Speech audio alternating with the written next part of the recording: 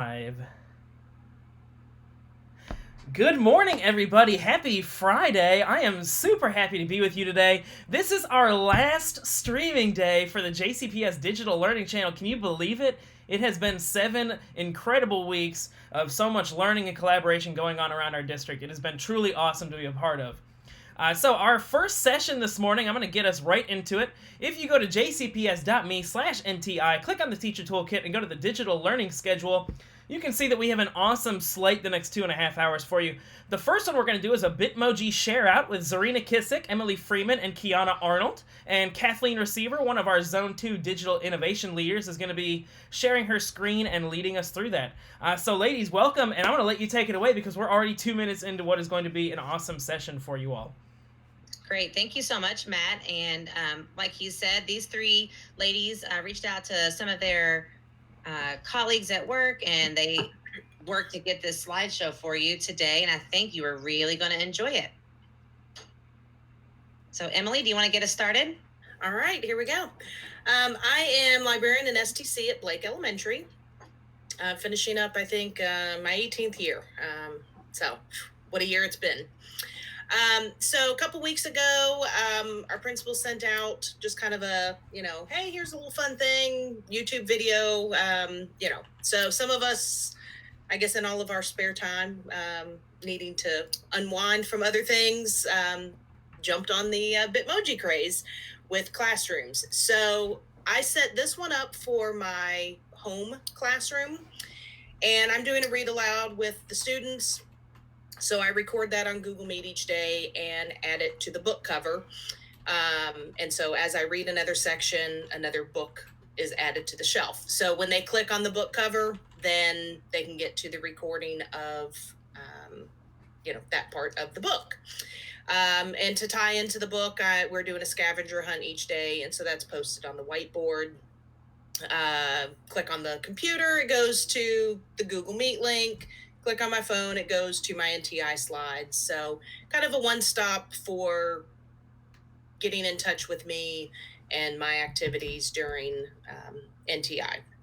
So in order to kind of be a step ahead for next year, I also created a virtual library that I will use next year that's set up to look like my actual library space at school. So Kathleen, can you go? There we go. I don't know what happened to my screen. It's not showing. So anyhow, can you all hear me? Yes, we can hear you. Did you? Okay, there we go. You're in the bottom right. The screen changed. I don't know what happened to it. So this is set up to look like my actual library at school, and the common access points that they would need. The library webpage is on the Clear Touch board. The book cart takes them to my online catalog so they can see what books we have. The book covers have an interactive feature related to that book. So I plan to keep this one up all year and switch out the book covers seasonally, highlight new books that we've added to our collection. If a class is working on a project, I could put books related to their project on the shelf, things like that. So that is our virtual library space. And then I think the next slides are things that I've gathered from our staff. So kind of wanted to show that, it doesn't just have to be a teaching space that is set up. So this is our principal's office. And then we have our instructional coach. Our academic instructional coach is in there as well. I think that's the next slide. That's a great idea for teachers. So now the teachers also have those resources there too. Correct. So, it doesn't just have to be for the students. These can be staff resources as well. So that's what Amy Bolden has set up here on hers. And then we have the next one after that. Oh, the slides are not loading on my side.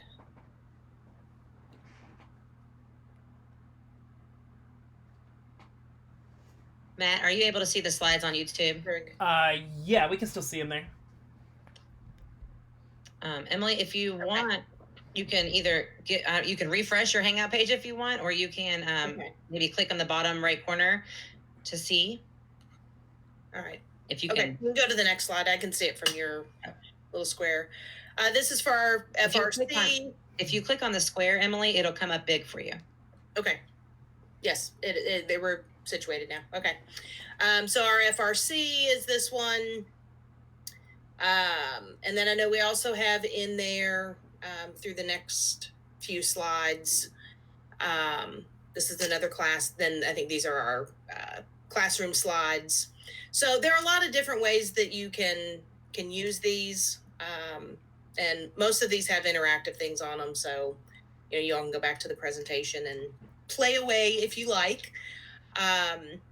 So we were pretty excited I guess it was last weekend, that our principal tweeted out some of the slides that the virtual classrooms that people had created, and the popular website Board Teachers picked up that tweet and retweeted it. So they have a posting on there with Bitmoji virtual classrooms, and we were included in that listing that they have. So that's one of the further slides in there. If you skip toward those.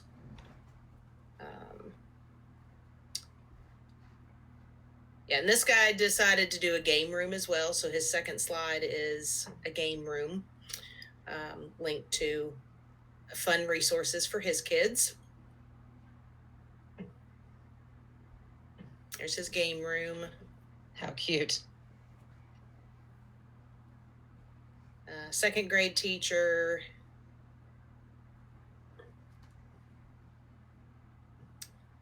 Fifth grade teacher. So this is our ESL teacher. So families can get resources, obviously the students. Third grade teacher. This is our mental health counselor who set up his home space. And then here was our board teachers,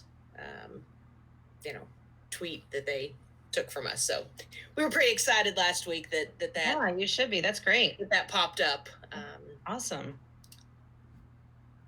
Well, thank you, Emily. So all of those slides that she just showed are in the virtual schedule. So you can click on that link and you'll have access to all of these, and you can play around and borrow some of their images and things like that. All right. Are you ready to share with us now, Kiana?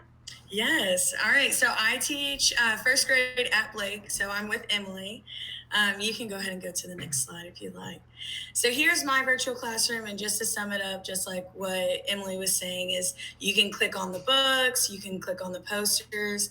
And in first grade, you do a lot of singing with songs and stuff and learning with those songs. So if you click on the charts in my classroom or the clock, or if you notice there's like a little money Bitmoji over there in the corner, you can click on that, and there's the money song that my kids absolutely love. So I had to incorporate that. And then Kathleen, you can go to the next page. So this is actually something that one of my awesome coworkers tagged me in on Instagram, is how to make a Bitmoji classroom GIF. And I can go over the directions a little bit. Kathleen, would you like to do a step-by-step with me? Sure. Okay. So the first thing that she's going to do, and we're not going to do this completely because it will probably mess up this PowerPoint, but when she exit out, so the first thing that you're going to do is, whenever you're setting up your Google Slides, is you're going to go to File and then go down to Page Setup. And then you are going to click Custom, and then change the unit to not inches, to pixels. And then once you do that, you're going to change that to 800 by 200. And then Kathleen's not going to do the next part, but you would click apply, and then that's how it's going to make your screen like a wide screen instead of a normal screen. So she's going to click cancel. And then what I did was I created, I believe, 8 slides or 7 slides maybe. And I just made sure that each slide looked the exact same. So the first thing that I did was actually create the classroom, and it's super easy if you already have your classroom created, and then just like copy each item and put it into the new slide, and then duplicate 8 slides and then change your Bitmoji pose in each of those slides. So that was something super fun. And then once you do that, you're going to save each individual slide by going to File again, and then go to Download. And then you're going to go to PNG image so that it downloads each current slide.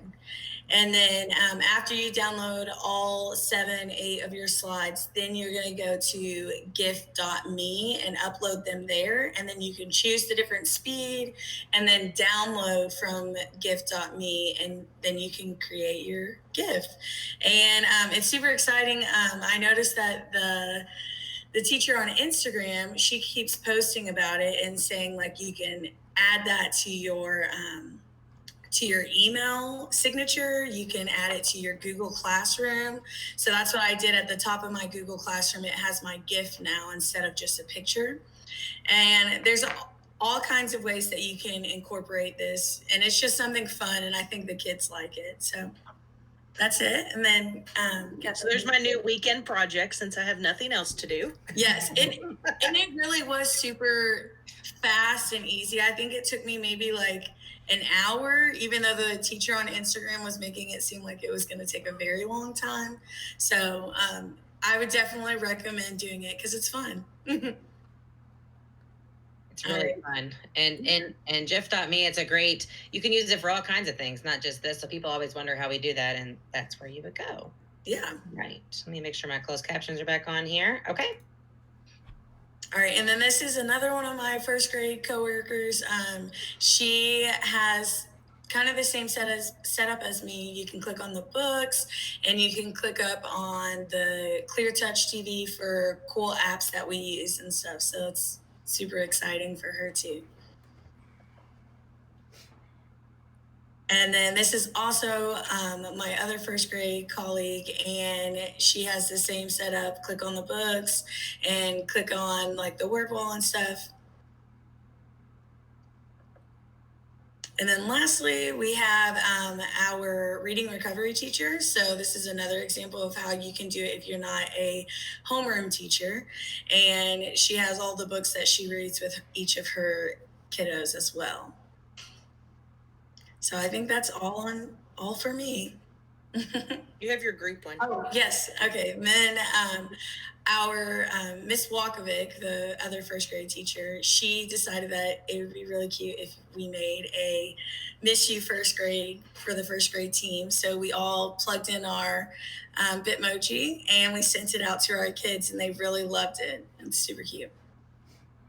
That is super cute and great ideas. And I just want to let you know that you have a ton of people in the chat cheering you on and telling you great ideas. Great. They are your partners here. It looks like another first grade teacher is here giving you some love in the chat. So make sure if you are just joining us in the chat, if you have questions for these ladies, you can just type it and Matt or myself will ask them. Also, if you're looking for how to create these Bitmoji classrooms, we actually have a show recorded on the channel that you can go back and watch how they did it. So just to let you know that. All right. Okay, so now we have up Zarina from Wilder Elementary.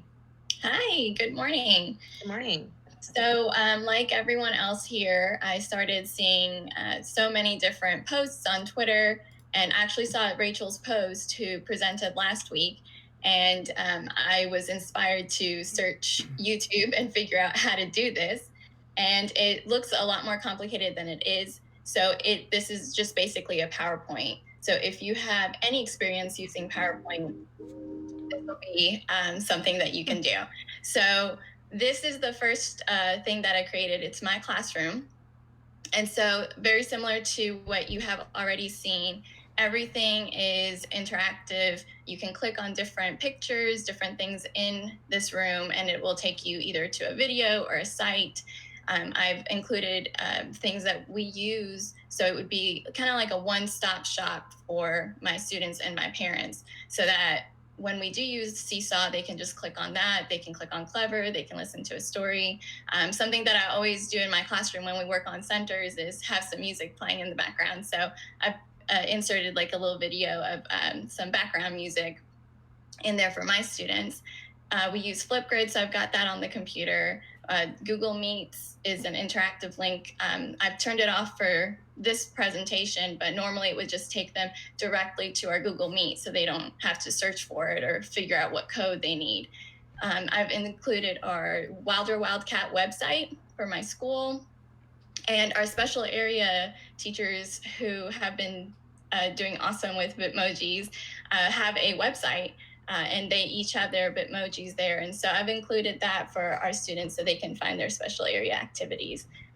Some other interactive things, the plant takes them to a science website. The little pens on my desk take them to an art website. And then they all know my dog, Milo. So when they click on Milo, it showed them a little picture and some information. So they really loved this. If you want to go to the next slide. Yeah, and before I do, I wanted to say I love how you said that normally when they first come in here, it takes them, when they click on the Meet, or it takes them directly in, and that's so important for our littles and our KCAN2 kiddos. So that's a great idea. One question, when you first showed this to your students, how did you tell them where, like, how do they know where things were to click on? Did you walk through it, or did you maybe tell them about the pointer and the hand? Yeah, so one of our Google Meets, when we got together, I actually showed it to them. I presented it, and I told them, if you see when Miss Kissick goes over or on top of this picture, my pointer changes into a hand. And so that means you can click on it. And so that really kind of helped them know beforehand. But I think it's so, I guess at that level, they're more comfortable with technology than we know. And so they would automatically probably start clicking everywhere and figure it out. Absolutely. And they're not scared to mess anything up like many adults are. But I just wanted to point that out because some students, especially when I taught my kindergarten students, even when they were familiar with tablets and things, actually moving the hand and knowing that turns into a hand. So there you go. There's a little tech tip that you can teach your kiddos along the way. All right. So I wanted to show you how I presented this. One option is I added it to our Google site that my first grade team created.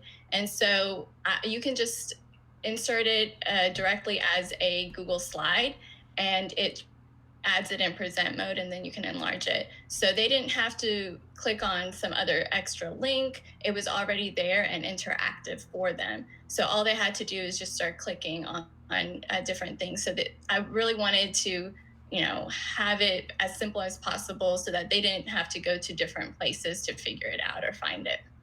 So this is one way that you can share it with your parents. But as soon as you have that link, which later on in resources, I'll show you, there's a way to share your Google Slides so it's automatically in present mode. And then you just insert that link and it'll show up like this. All right, so I wanted to create something that my students can use this summer, because I had so many parents asking me, okay, what are some things that I can work on over the summer with them? They want to continue learning. So I created this slide, and so it doesn't always have to be a classroom. You can do very different scenes. And so for this one, I just created something so that they can click on each of the little tags where it says reading room, math room, game room, and it will take them to the next slides, which if you want to click on the next one. So this is a reading room. And so if you want to pause it, Kathleen, I think it's going to play that music. I just love how you do that, though, how you have it set up to where it automatically plays. That's awesome. Yeah, so you can set it to automatically play, or you can just have it off. And that's something that you can do when you insert a video. You just go into a format and it'll automatically ask you that. But so I wanted to create a reading room and a library, and of course I'm a Harry Potter fan, as you can see, and a lot of my students are. So I have had an amazing reaction from them when they saw this. We actually used it this past week, and it blew their mind, and I got requests for other kinds of rooms. That's the best thing about all of this. You get such a great reaction from the kids. It gives them that wow factor and wants them to engage. And it, changes up the, what we've already been doing, because we've, been doing the same thing for so many weeks. And so this something new really kind of woke them up, and they wanted to see more. So all of the books are interactive. If you click on them, it'll take them to a video where they can listen to the book. I've added a little note so that they know what to do. And if you go to the next slide, this is how I showed it to my students. So we use Seesaw. Our first grade team has been using it because I really feel like it's a very simple platform for students. Google Classroom was a little bit more complicated for them. And this is what it looks like when I shared it with my students. So it was just a link. It told them the instructions of what to do, and then I gave them an activity to do with the book. So they would listen to a book, and then they'd answer some questions. And then they would just click the green box to give me a response. So if you haven't used Seesaw, and if you're K or 1, this is definitely something you might want to look into. Next slide. So this is the math room.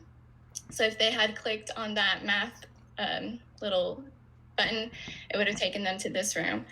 And here I have an example of what you can do with background. So for some of those classrooms, we start with a blank background, and then we add the furniture. For this one, I just found a background that already had furniture in it, and that was a really big time saver. So if you're thinking, this is great, but I can't spend 4 hours making one slide, you don't have to. You can just find something that already has furniture in it, and then add little pictures like my Bitmoji or some of the math manipulatives that you see there, and then just link them. So all of those manipulatives, the clock on the wall takes them to a manipulative where they can move the hands of the clock to figure out time. Same with the number line and some of the other items there. And so I wanted something fun for them. So I created an arcade, which I saw on one of the other slides. And so they can click on each of those little buttons, and it'll take them either to Disney Junior for some fun math games, some Huda Math to ABC Ya.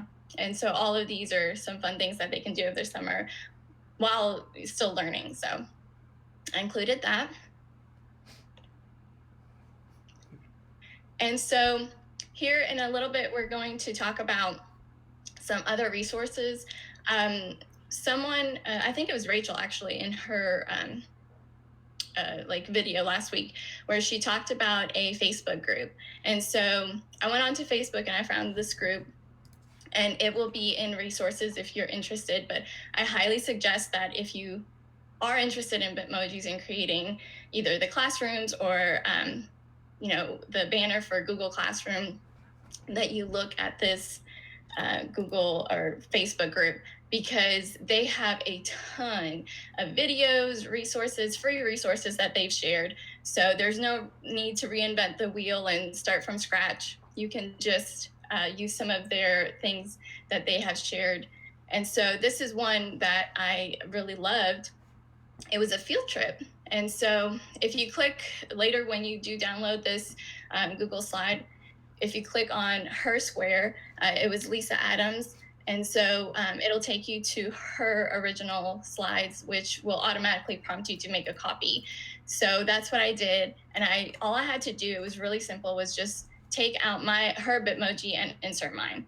And it was that easy. And then I could share it with my kids, and they could go on a field trip.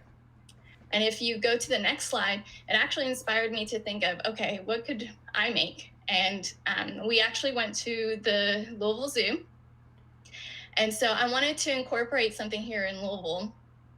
And so I went to the Louisville Zoo website, and I know that they've been doing some classes and lessons and working with the animals. And so I wanted to create a Louisville Zoo field trip. And so that's what I did. If you click on where it says make a copy of Google Slides, you'll be able to see the slideshow that I created. And it takes them through each of the animals that I selected off YouTube. They'll be able to look at the like one of them was the I think it was a hedgehog, and so it gives them lots of different facts.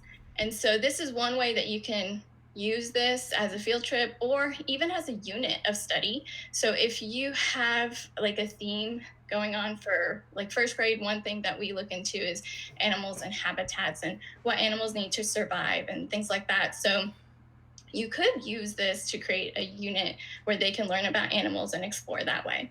So that's just another idea for using these. Those are great ideas. I would never have thought of that. Awesome. And so I wanted to share the love. So I told my teammate, and so, you know, in a matter of hours, she created her own. And so this is something that she created. And so she's included links that she uses with her first graders. What I love is she included a picture of her first grade. So you can see it there on the table. And if you click on it, I don't know if she allowed access to it, but it would take you to their morning song that they do. And so in the morning, they'll sing a song. And so they kind of get to reminisce and remember what they used to do in the classroom, and they can sing along and show their families. So I really loved that she did that. And if you see right next to her Bitmoji, there's a little audio button.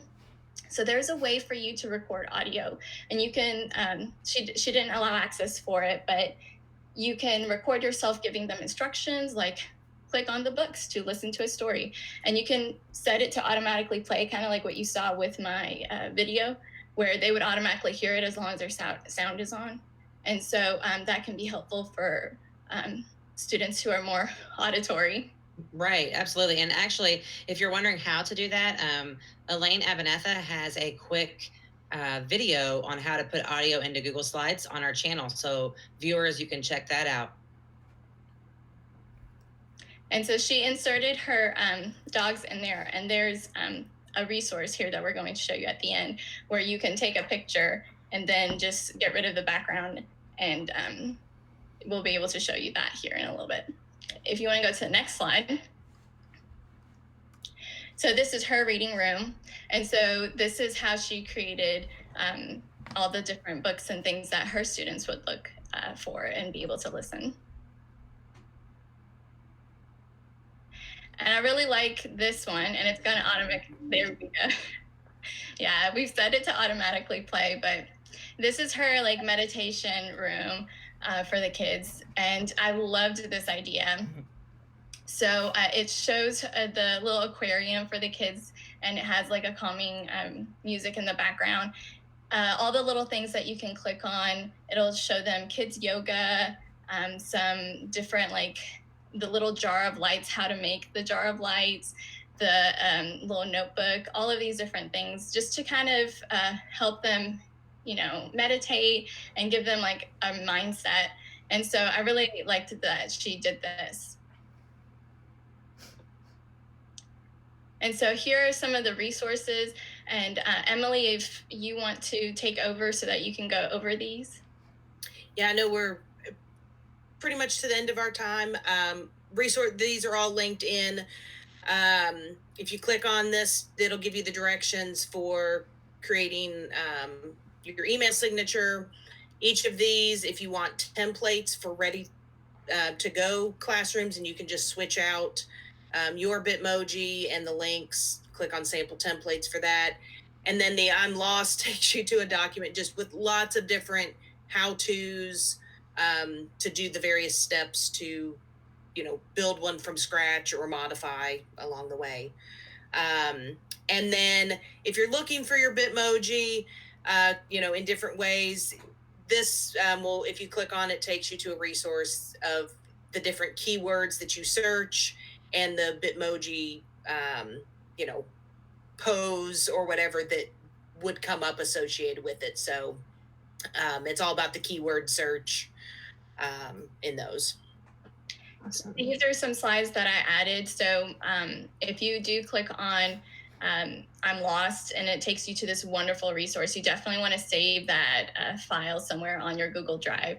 But something that I noticed is it didn't show how to share and present mode. So if you do want to send this to your students, these are the steps that you would follow. And the next slide shows you how to share it. So it forces the other person to make a copy so they don't mess with your slide. And so you can follow those steps if you want to do that.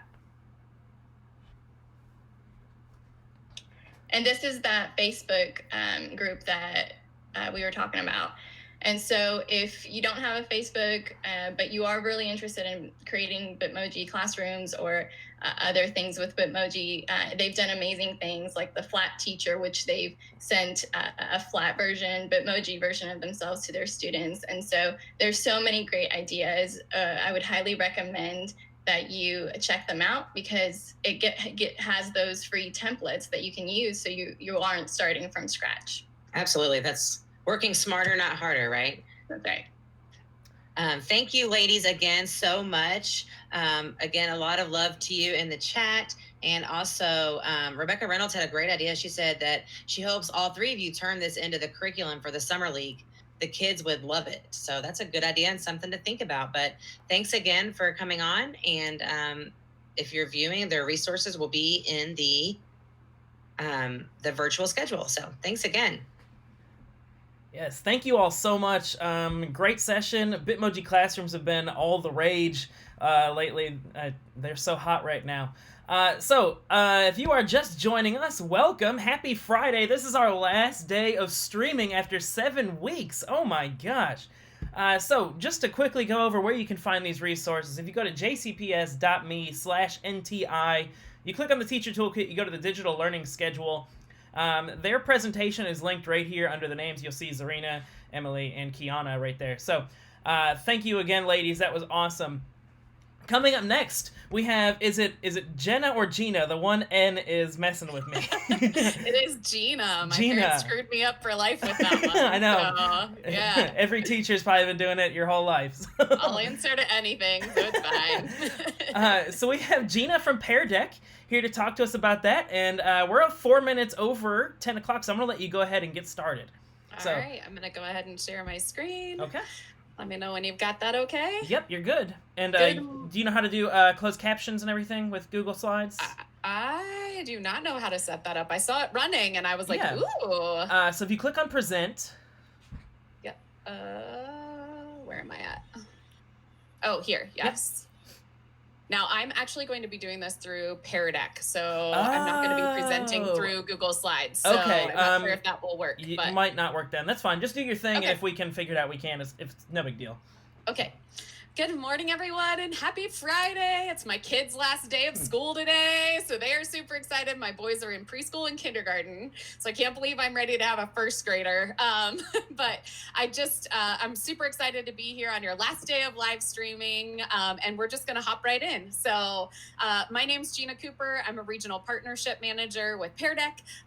Before this, I was actually a high school technology coordinator here in Ohio in Pickerington.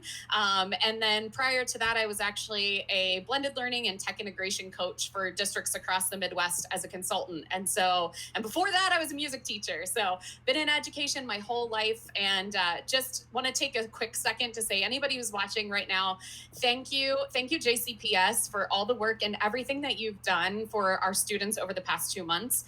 My last trip out in the world was actually at Kisti, so no better group to be with, right? No better group to be with to end, or to begin this whole COVID thing. So, but seriously, thank you from the bottom of my heart for everything you're doing for your students. I think it's worth a minute of my time to say that. Thank you, JCPS, and your whole digital team for everything that you've done for learning. I've been watching and seeing what's going on. My family is seeing this from every side. We have a preschooler, a kindergartner. I'm in ed tech, and my husband's a high school principal. So, oh wow, we have seen this from every angle. So we know how much work is going into this. So thank you for everything that you've done. So just want to get that out there. All right. So we're going to dive right in. Today, we're going to learn how to build a Pear Deck lesson. We'll touch a little bit on best practices for using video conferencing. We're going to explore the teacher and student views. So you're actually going to join me in a Pear Deck session. And then hopefully we'll have a little bit of time at the end for Q&A, but this is fast and furious. So we'll see. So we're going to start right off with making our lesson interactive with the power of Pear Deck. At that last session, I got to catch like the last 10 minutes of the session prior to mine. And I was like, oh my gosh, you could put this all in a Pear Deck and ask them questions, informative assessments, even along with all of this. So, but this is how we make your lesson interactive. You're in this familiar environment of Google Slides. And all you have to do is turn on the Pear Deck add-on. So you go to add-ons, Pear Deck for Google Slides add-on, open the Pear Deck add-on, and it's going to show up right here within your Google Slides presentation. So everything works right here within Google. Some people ask, like, where did you get that cool little Pear guy up there? Well, this is Perry, and we do have an extension as well that allows GIFs and animations to work, and it puts Perry right in your menu bar, so Pear Deck is always at the top of your mind awareness. All right, so the second step, that's it. If you don't have the add-on, you can go to add-ons, get add-ons, and you can just install it from there. It's usually the first or second add-on to pop up in the Google Store. All right, second step is to add interactive slides from our library or create your own custom questions. So you can do this. We are not a curriculum company. We don't vet through lessons to make sure the 6th grade teacher in Georgia has an awesome lesson that the 6th grade teacher in JCPS or in Kentucky or in Ohio can use. So we've made these templates that are extremely good pedagogy, instruction, and questioning. And so all you have to do is click on our template library, and you'll see here that we have slides that are good for the beginning, during, end of the lesson, critical thinking, social emotional learning, and then a bunch of different subject areas that are customized for you. So you can go explore those a little bit later. But let's say I have this existing lesson and it's just one that I've talked through or maybe assigned, like they were talking before about a copy to my students for them to look at the slides. But I've seen the power of Pear Deck and I want to add some interactivity. So I want to ask my questions. What do you wonder about today's topic? I just want to get them started with their brain working about what do you wonder about today's topic happens to be Pear Deck. So all I'm going to do is click on that template and it's going to boom, drop right into my presentation. All right. We were just talking about Bitmojis, right? So if you have your own Bitmoji, you can actually like take this guy out, put your own Bitmoji in, and then you can edit the text as if you created it from scratch. So I'm going to say, what do you wonder about Pear Deck? So completely editable. It would take me, maybe 5 minutes to figure out how to put the pretty blue background on. But this is an open-ended response slide, and it tells you that right there. I do want to point out our social emotional learning templates. I think it's so important that we check in with our students and make sure that they are socially and emotionally sound before we can get them to dive into curriculum, especially in remote learning. And so I love questions like this. What's filling your bucket today and what's draining it? I have several teachers assigning this like once a week as just a social emotional check-in with their students, which has been really awesome and successful. So those are the templates that you can drop in, completely edit. And then the other part is custom slides. So every student deserves a voice. Let's say this is a math problem and I'm calling students up to the whiteboard to demonstrate this math problem. Well, I can only get a formative assessment out of 1, maybe 2 kids, or maybe I ask it out loud and nobody wants to give their opinion and raise their hand, but I want to get a response from every single student. So here are the different options for custom slides. You can take an existing slide or you can create them from scratch. Anything you can do on a Google slide, you can put into Pear Deck and make it interactive. So I can ask an open-ended response, a multiple choice question, a number slide. I can insert websites. Yes, websites, even for Kahoot, Flipgrid, things like that. So you don't have to go anywhere to exit the Pear Deck. They can actually look at all of their websites right within a Pear Deck and never have to leave. Drawing and draggable. So let's say we want to make this a drawing slide. So all I'm going to do is click on draw. Watch Perry do his little dance. All right. You gotta wiggle with him when you're waiting on him. And boom, this is a drawing slide. That's it. That's all I had to do to turn anything that I have existing into a slide, into an interactive slide. All right.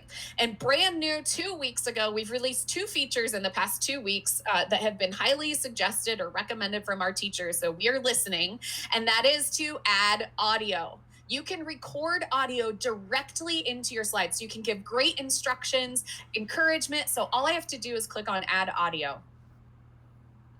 And all I have to do is hit record.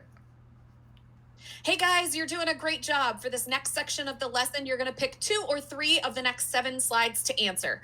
Do your best, keep going. You're doing an awesome job. Pause. I can delete it, resume it, save it, whatever. If I save it, I can play it back. And then I can just add the audio to the slide. Give it a second. I don't have Perry dancing for this one. And here's your visual cue that there is audio included on this slide. And that's it. That's how you customize your presentation. All right, so the third step is to actually present your lesson. So right now you're on your YouTube screen, right, watching me. So I'm gonna start this lesson from the green start lesson button. Now I can launch this as a completely student-paced activity, and it actually gives me the option to share directly to Google Classroom. All right, I'll show you what that looks like if we have time at the end. But for this intents and purposes, I want to take you through an instructor-paced activity. So I'm going to see if I can get at least a few of you to join me. So what you're going to do is open a new tab. Open a tab, or if you have a cell phone or an iPad laying next to you, you can actually join as a student from there as well. And so what you're going to do is go to joinpd.com, joinpd.com. And you're going to enter this code. And I can also give you a link in the chat as soon as it pops up that can be sent over. So joinpd.com, and you're going to enter the code PULBX. PULBX. Public or Purple Umbrellas Lift Broke X-rays. And your kids will love those mnemonic devices. They're just hilarious. They're always fun. If I can open my chat here. There it is. This is a different version of Hangouts that I'm used to. So there you go. If you guys don't mind clicking that. So you can do a bunch of different ways. You can, there's a link coming in the chat, so you can just click on that to join, or you can go to joinpd.com and enter PULBX. I'd love to get a couple more people connected if at all possible. Again, just open a second tab, or you can join from a cell phone or an iPad in front of you. I'm going to go ahead and continue, but if you guys want to type that code, that joinpd.com, and that code in, that would be great too, so they can join that way if we get anybody else connected. All right, so 2 of you are in there, so we're going to have answers from you so I can show you how the dashboard works. All right, so once I hit continue, this code is always in that top right-hand corner. All right, always in the top right-hand corner, so my students have the ability to join. And so here's your first question. So I'm going to refer to your student screen as the screen that you logged in as a student in, and then I'm going to refer to the teacher screen as that YouTube screen where you can see my screen. All right, so this is my question. What do you wonder about Pear Deck? What do you wonder about Pear Deck? And so I'm seeing an answer come in all right now. Hopefully, oh, we've got 3 people in here now, so 4. All right, so more of you are joining. Awesome. All right, so I see the responses coming in right as they are typing them. Okay, so I can see all of the different responses coming in. I see, this is amazing. I can't wait to use it. I wonder how many students could use this to reflect on NTI. I've partnered with several districts in Kentucky for their NTI plans. We're doing 3-year plans with some of these districts to come out with these NTI days. And Pear Deck is supporting that student engagement piece, that reaching students for both remote learning and in the classroom. So it's super powerful to be able to engage your students from afar. How will this help my students stay engaged? Hopefully you will see that here in the next couple of minutes. All right, so I'm going to stop you for just a second because I'm going to make you go on to the next slide, and we'll finish those thoughts, and hopefully you'll have all of these questions answered as we go through this. I wonder how students could use this for reading assessments. I'll show you that in just a minute. All right, so your next question is, how much do you know about Pear Deck? How much do you know about Pear Deck? Do you know everything? Have you tried it out? Are you brand new to it? So go ahead and answer this question, and then make sure that you come back to the YouTube screen where you can see me sharing my screen after you've answered it. Okay, so again, this is completely anonymous. We've had 3 out of our 6 students answer. All right, we've had 3 out of 6 students answer. Once you answer that, go ahead and jump back into my screen. All right. And so we have nobody who knows nothing about it. We have one person who knows what it is but hasn't used it, and 2 people who have tried it out. Okay. Awesome. Well, nobody knows who is who. So if I have one person come in and answer A, I know nothing about it. If we have one person come in and answer A, nobody knows who that is. It's completely anonymous. But I know that Heather and Matt have tried Pear Deck out. And I know that Jill, Karen, and Kristen know what Pear Deck is, but they've never used it. But how do I know that? Are you ready for this? Over here hiding is my secret teacher dashboard. Technically, it's called the teacher dashboard, but I like to call this my teacher superpower. All right, this is totally my teacher superpower because I want you to imagine something real quick. There are 3 views of Pear Deck. So imagine we are in a classroom together. We have the student view where every student has their individual screen, and you're seeing this in the online environment. The student has their own screen, okay? You have your place where you logged in. The projector screen in the classroom is where those anonymous answers are coming in and nobody can see who answered what. All right. In an online environment, if you're doing a live session with students, that becomes your meeting screen, your Zoom screen, your Google Meet screen, whatever it is you're using. And then imagine me as the teacher walking around the classroom with an iPad or a cell phone with this information coming in live before I ever show the results to anybody else. And this is what I know. Heather, Kathleen, and Matt, and I know Jill, Karen, and Kristen answered B. Super quick formative assessment, and I know where my class is, every single one of them. All right. But let's look at what that looks like with open-ended responses. And by the way, they look just the same with drawing slides as well. I have 4 things under here that you don't have on the projector screen if we're doing a live session. Okay. This is the same if you're doing an asynchronous lesson. This is the screen that you have. You can see your students' answers coming in live and in real time. Okay. So this is just the answers. Nobody knows who said what, but this is powerful. I have every student's name. I have how they're feeling today. You got that question. How are you feeling today? Most of you answered completely honestly, not even thinking about it. This is a great little bit of social emotional insight into your class for the day. Okay. Then I have this star, I have a little chat box, and I have 3 dots, okay? The 3 dots is for just Karen. Since you're typing right now, I'm gonna say that you're my troublemaker in my class, all right? So Karen has volunteered as tribute to be the troublemaker. Let's say that I have not showed these answers to my class yet, and Karen has said something inappropriate about a classmate. All right. Some of you are middle school teachers and you know that this is going to happen, right? So, all right. So Karen has said something inappropriate to a classmate or drawn something inappropriate on a drawing slide. I can actually go over here and hide her response. And when I show them to the rest of the class, it is gone. But from here, if I'm using an iPad or a cell phone or something, I could actually take a screenshot as well to send to communication to parents if I have to. Hopefully you don't have to do that. But when Karen decides to change her answer and make it viable, I can actually unhide it. On the other hand, if I have 2 kids in the class, or I have 30 kids in a class and I only have time to talk about 2 answers, I can actually star and say, great job, Matt. Great job, Jill. I can pull it down and those are the only 2 answers that show. So say we're doing a math lesson again, all right? Maybe I'm gonna show 2 right and 1 wrong answers, but rather than that one answer, that one wrong answer being a big red X, like, bah, you got it wrong, sorry, you suck. All right, it's, hey class, let's figure out how they got to that wrong answer. Let's do some reverse thinking and help them get to the right place. Talk about creating a culture through instruction. It's really an incredible way to get that with your students, all right? I'm gonna clear these stars and I'm gonna show you this. Are you ready? We just released this literally like 48 hours ago. This was most requested thing for Pear Deck, is you can actually leave immediate individual feedback to your students. I can click on that little chat box by Matt. I can see what his response was, and I can say, Matt, great question. We are awesome to partner with for NTI days.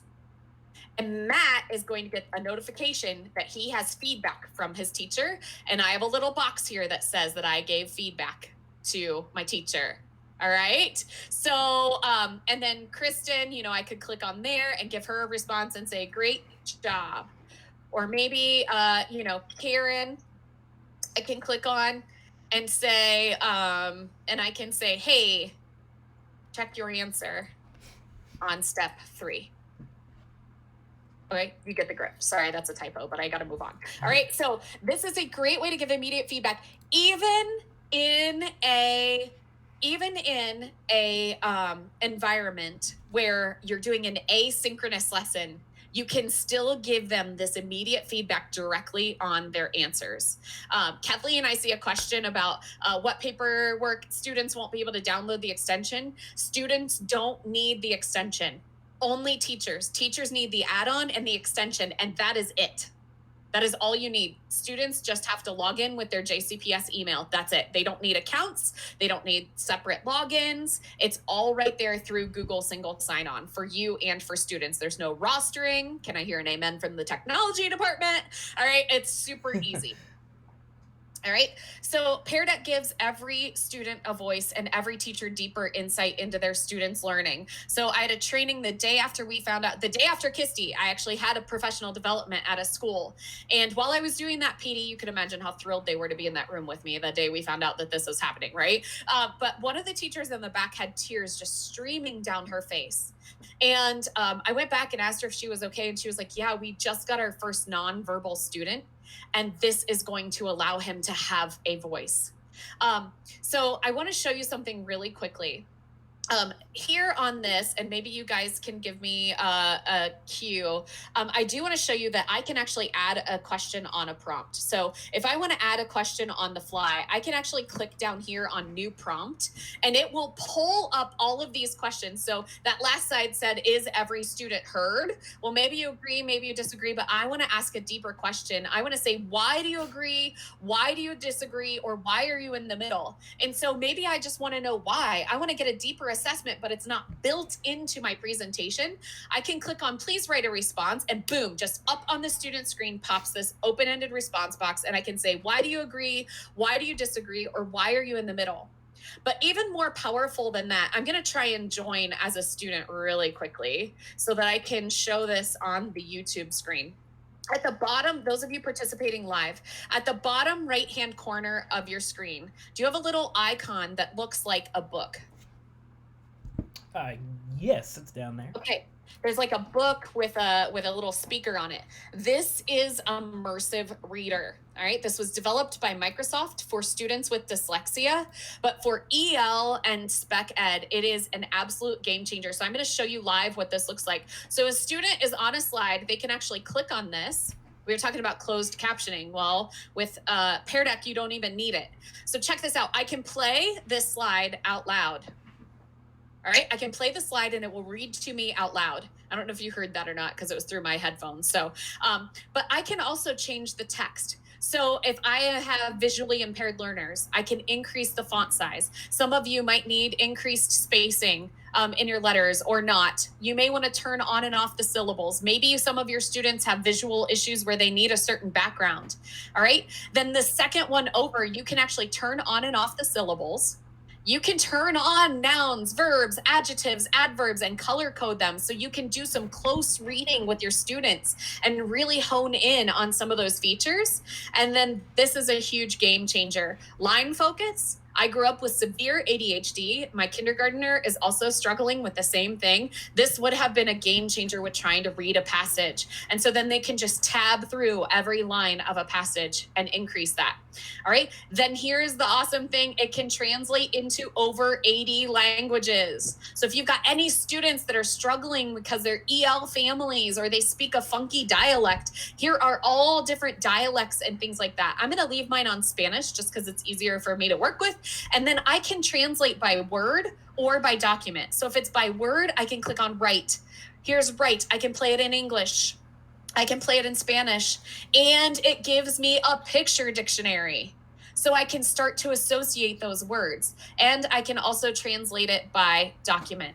And so if I'm translating by document, this is where I can switch back and forth between the original and the Spanish. That's awesome. It is a game changer for Spec Ed and EL students to be able to reach them. So I just wanted to make sure that you were aware that that is there to support you and your students. All right, so just a recap of the views of Pear Deck. Seriously, this is the hardest part of Pear Deck. That's why I love it. If you know how to use Google Slides, you are like 90% of the way there to learning Pear Deck. Okay, that's all it is.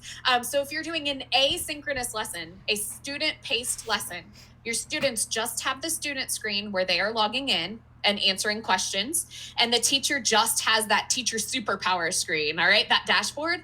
If you're doing a live session, you just add in this projector view where you have the anonymous answers going to the whole class. There are 3 ways to use Pear Deck as well. There's instructor-led, as we've been doing so far today.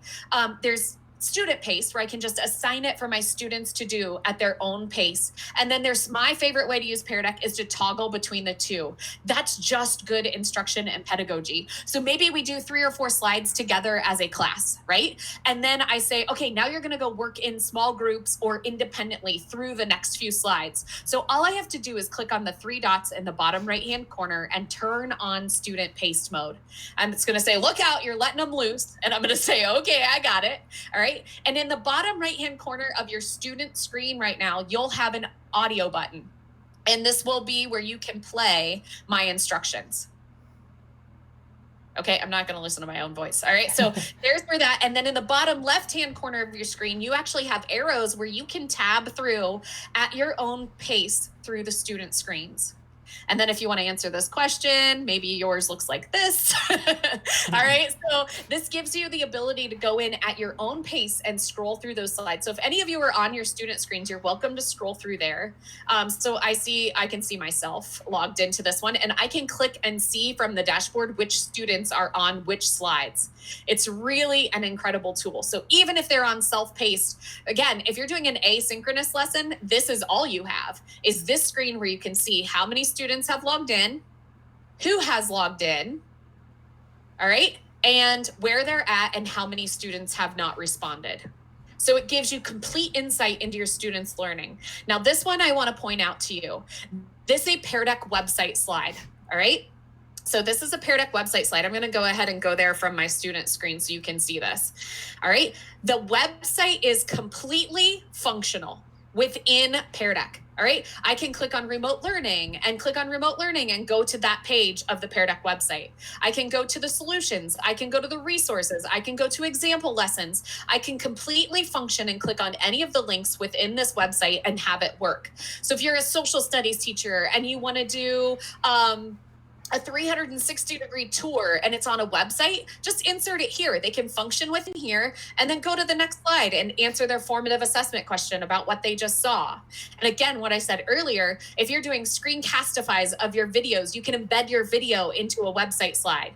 You can do, if you're doing Kahoot, Flipgrid, Quizlet, quizzes, that is all housed within Pear Deck that you can link.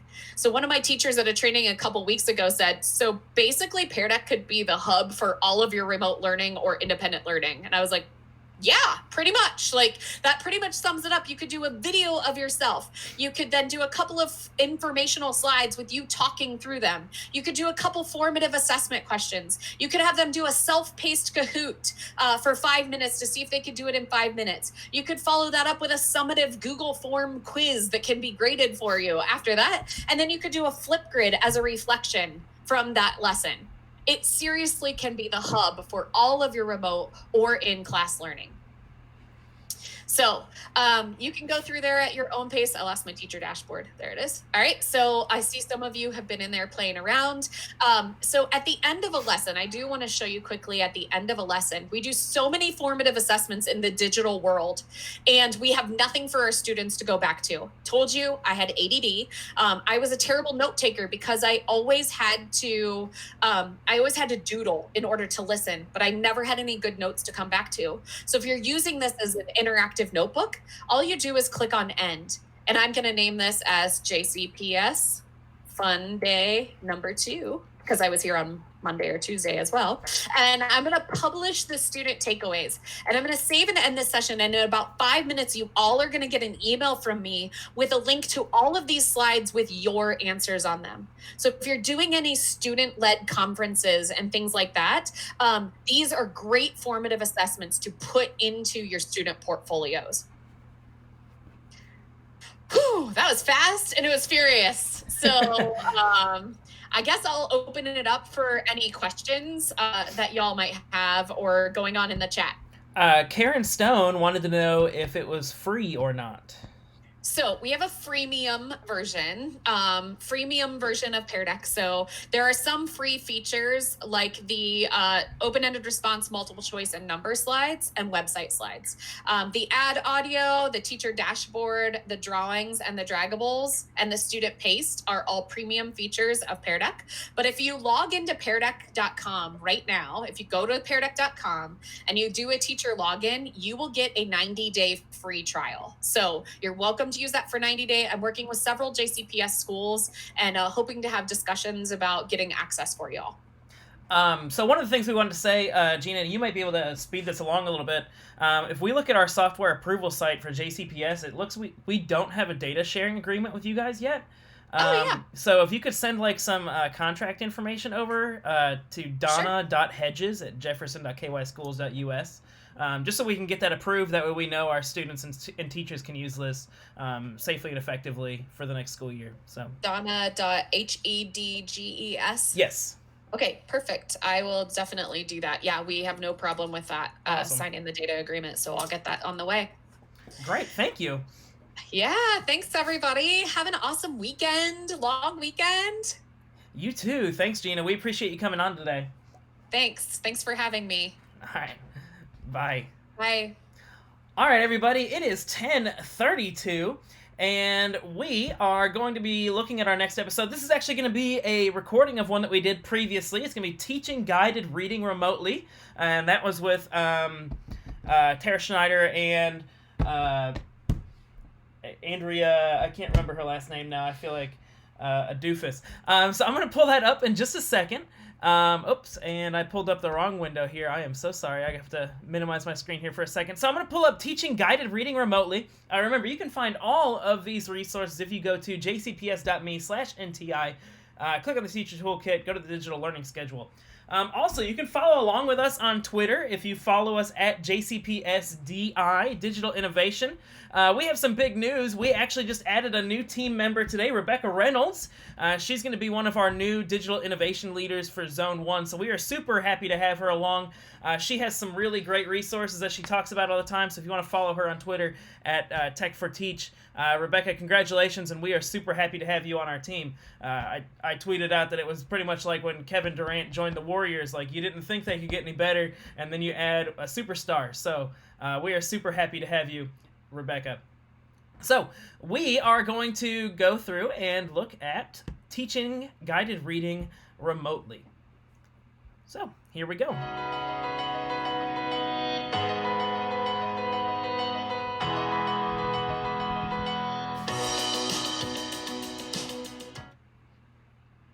So the purpose of this training is to give teachers ideas on how to provide small groups and one-on-one instruction remotely via a digital platform. Once you play around with the resources and different platforms, the possibilities are endless. Just this past week, we've noticed several teachers creating lessons remotely and doing a phenomenal job. This is all new to us, so we encourage you to try some of these. And if you aren't successful, keep on trying it again, because the more you do it, the better you're going to get with it. So throughout this training this morning, we're going to walk you through some ways that you can teach guided reading remotely to your students via a pre-recorded lesson and also a live lesson. And when you're doing these lessons, you want to make sure you include these three components: the new book, which also includes the introduction, comprehension focus, read with prompting and discussion. And of course, when you're doing a pre-recorded lesson, the read with prompting is going to look a little bit differently, but we'll walk you through what that will look like with the pre-recorded lesson. And you also want to make sure you include word work and a writing activity that goes along with the book. All right. So first step before you can do anything else is you have to have access to the digital books. So the first thing you're going to want to do is follow this link to set up an account.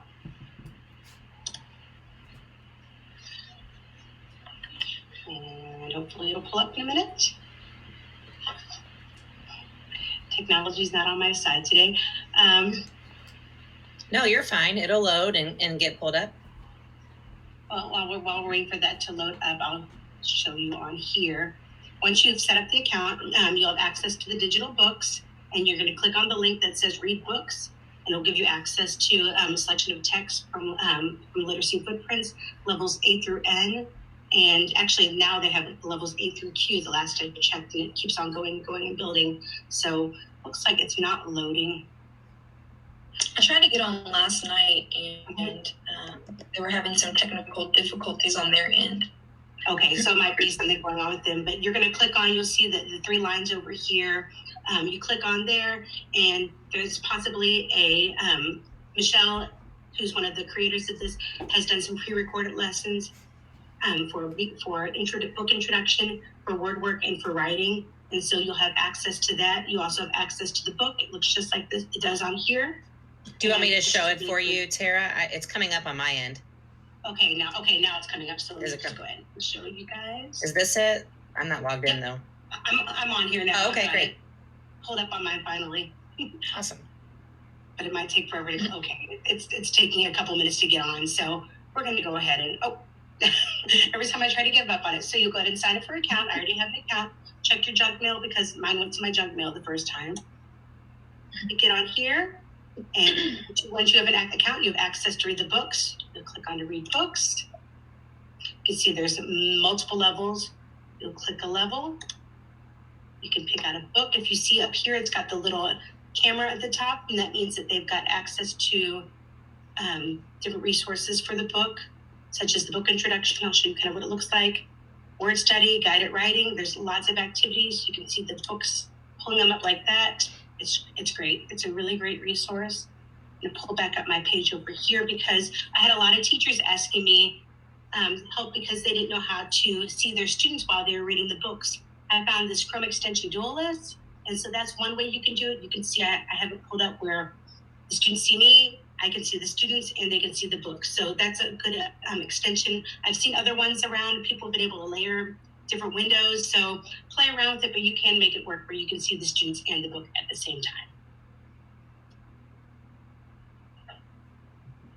Okay, so when you are pre-recording your lesson, I think it's really great because you can think about the students you have maybe in level J, and you can share this link with your students in view only so that they can have that guided reading lesson.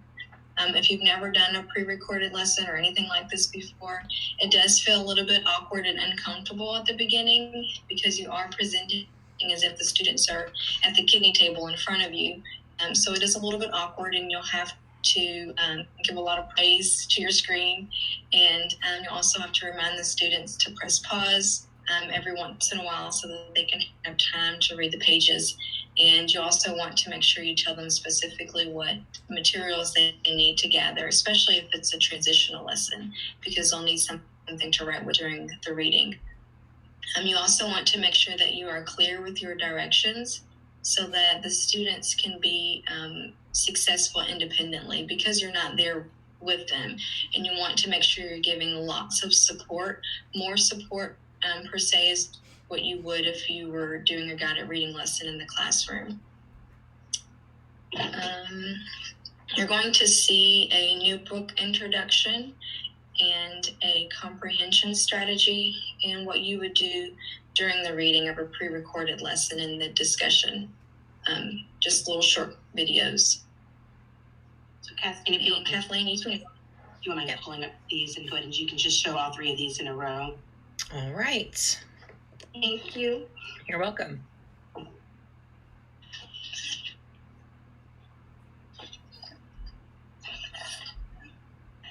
Find 4 pickles.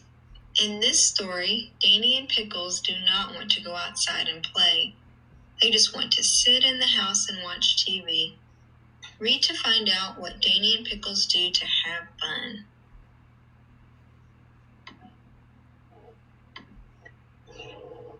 And so here's Danny and Pickles sitting watching television. Here's that long word, television. Can you say that? Good. And they are going to put on a play. So right now they're writing the script. And Danny says that he wants to be a knight. That word knight has a silent K. Knight.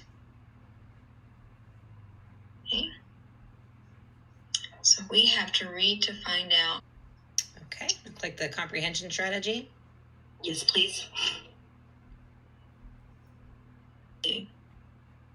You're reading, I want you to think about who, what, and why. Go ahead and pause this video, and you will need paper and pencil, and I want you to record what you see on the screen in your notebook. Okay, do that now. All right, good job. So as you're reading for chapter 1, I want you to pick an important character and write their name here, and then tell what that character did and why they did it.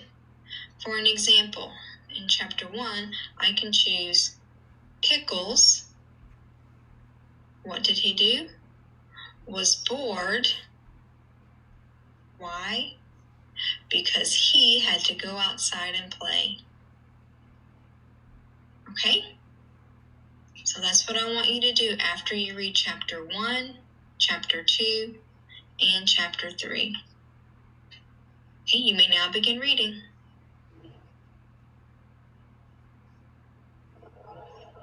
And then during the reading discussion.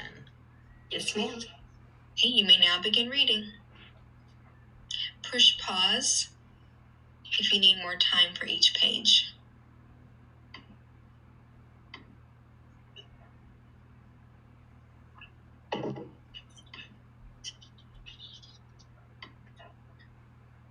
Now, go ahead and record who the most important character was, what they did, and why they did that. After you complete that for chapter 1, go ahead and start reading chapter 2. So that sounds like it's so much fun putting on a play. I bet Pickles was a great dragon. Look at your table that you created during your reading. Read who you chose for chapter 1, what they did and why. Read who you chose for chapter 2, what they did and why. And read who you chose for chapter 3, what they did and why during this time.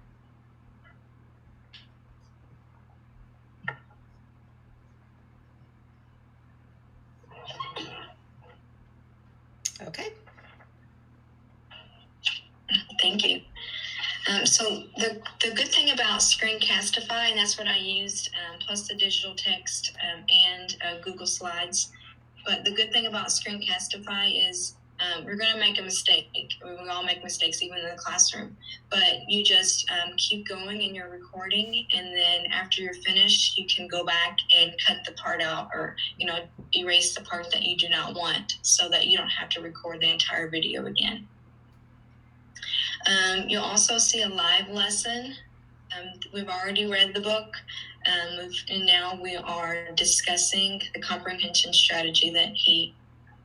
I'm introducing the comprehension strategy that I want him to use during the reading.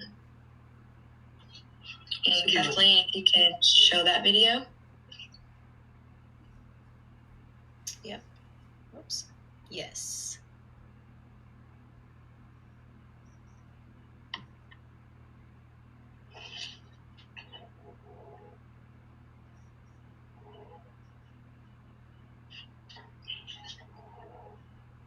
This is where he looks a little sad in the bars, and Buster happy that he sees the library.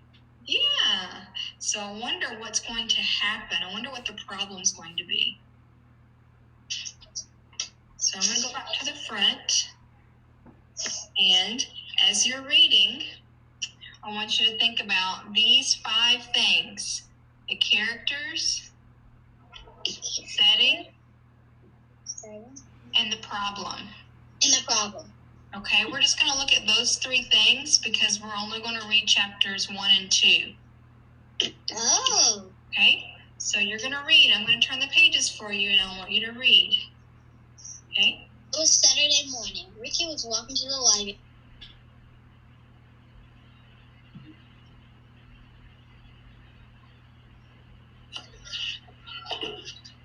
Okay. So also, when you're doing a pre-recorded lesson on Screencastify, you also have the option of showing your face during the video, or you can not show your face during the video. So that's another option you can have when you're pre-recording your lessons. Okay, so we're going to watch a live lesson in just a minute on what I did is I just did a Google Meet. Actually, I think this was Zoom, but you can do it through Google Meet. And so that's a great opportunity when you're doing a live lesson, is you're actually able to get in there and prompt the students and help them out. And you can both see the screen. It's not as easy as when you have a student sitting next to you reading, but it's just another good opportunity. And if Kathleen, you wouldn't mind clicking on the picture?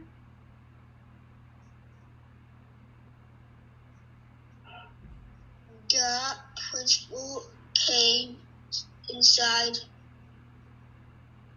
Notice something. Go back and fix it. Let's do a slow check on that word inside. Ready? Inside. into. Oh, go back and reread it. Good job. The principal came into the classroom. So you can see it's just another good opportunity to meet with the kids and help them while they're reading during a live lesson. The good thing about a live lesson also is you can have that conversation with the students after they read. So this is just a quick example of us doing the 5-finger retell and having that conversation after he's already read the book.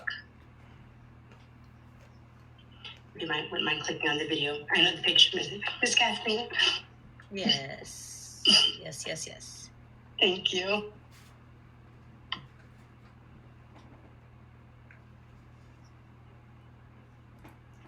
Me. Use your thumb. Put your thumb up.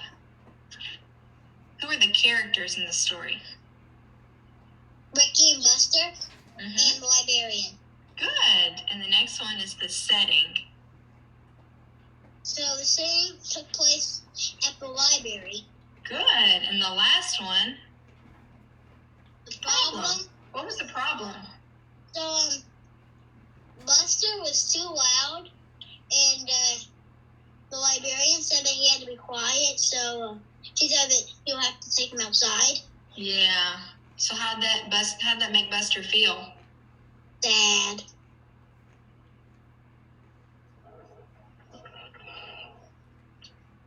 Okay, so some material options students should have for these live lessons is they can have a dry erase board, paper and pencil, a chalkboard. My nephew even used a Magnadoodle during our lessons.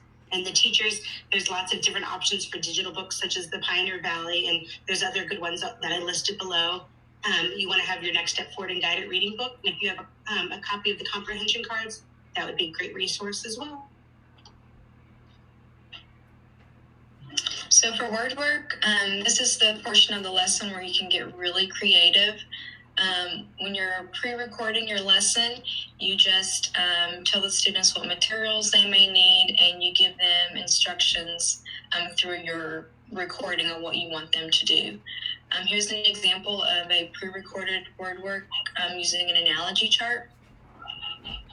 And Kathleen, if you could click on the picture, please.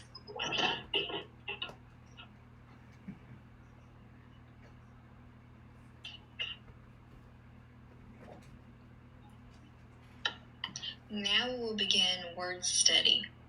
Go ahead and get some paper and a pencil and write what you see on the screen in your notebook. All right, good job. I have the word car on the left side and the word boat on the right. When I hear the word car, I hear the R. When I hear the word boat, I hear the O. So I'm going to say some words. And if you hear the R like in car, I want you to write the word underneath the word car in your notebook. If the word sounds like it has the O, like the word boat, I want you to write it underneath the word boat in your notebook. Okay? If you need more time, just press pause on your screen. Coach. Check it. Were you right? Now I want you to read all the words underneath of the word car. Sharp. Now let's read the words underneath of boat. Coach. Floating. Moan. Great job. If you did not spell the words correctly, just go back and fix it. Okay? Great job.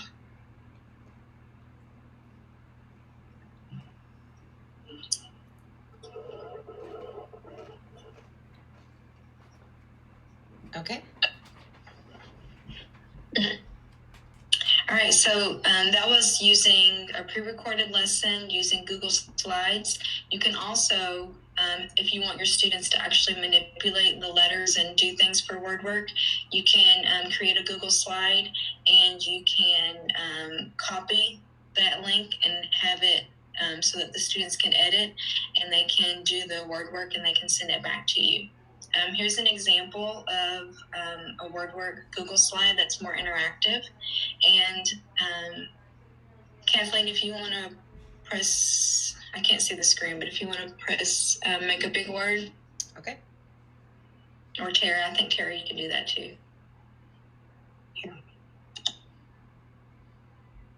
Okay, I've got it pulled up. So you can see over here, there's lots of different examples. This is all created on a Google slide. Mm-hmm. And these were suggested to us from Casey Bishop. She's a second grade teacher at J-Town Elementary. So thank you, Casey, for walking us through this and showing us how to create these word work slides.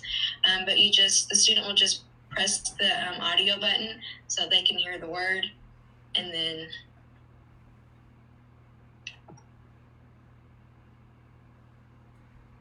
I don't think they can hear from my end, but trust us, it works. And then the student can drag the letters into the box to spell the word. And then to check on themselves, they click on the red click here button. And I've uploaded a video using Screencastify, and they can check on themselves to see if they were right. Yeah. So I just walk them step by step on how to do it. This is awesome, ladies. I love the interaction, and I know students and parents too will appreciate being able to hear, see the instructions and then hear and then check themselves. This is great. Yeah, it's a great resource. We want them to be as independent. They're being independent, so we want them to be successful with it. You can also do picture sorts the same way. They listen to the audio and they'll drag the picture under the correct medial vowel that they hear. Yeah, I'm moving them around. You can see, just press the sound button and then you can press the click here and it's got all the answers. Here's an example of the analogy chart. Sorry. It's okay. Or it's the same thing. You can just click on it. You can put everything in a text box and be able to move it over. Press the sound button. You can, after you've finished it, you can press the click here. And then the biggest thing is that these magnetic letters that Casey put together, she put each one in an individual text box. So all you have to do is make a copy of it, and then you can add it to whatever slide you want to. So there it is right there. So it just, if you're interested in creating something like this, at the end of our slide deck, we do have examples of these and how to do these as well in our slide deck.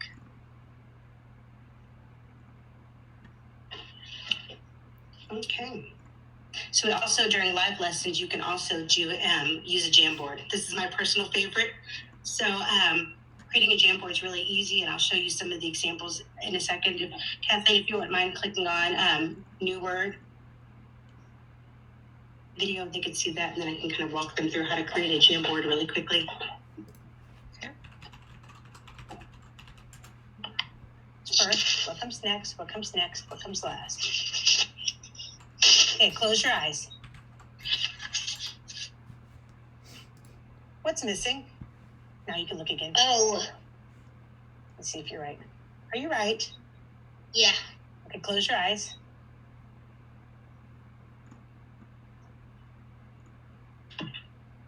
What's missing? Open your eyes. What's missing? The O and the G. What comes first? The G. Then comes the O. Let's see if you're right. Are you right? Yeah. What's the word? Good. Very good. Close your eyes one more time. Are they closed? Yeah. Okay, give me 1 second.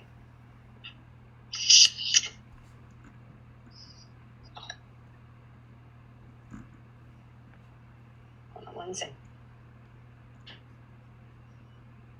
Okay. Okay, so I'll show you how to create a Jamboard. I love this. It's on your, if you look on your, pull all the way down from your waffle. It's over here at the bottom of the waffle. And also, Tara, if it's something that you use a lot, Mm-hmm. just to let our viewers know, you could click on Jamboard and hold it and drag up, and you can rearrange those apps inside your waffle. Oh, good hint, because I did not know that. Good, thank you for the, for the tip.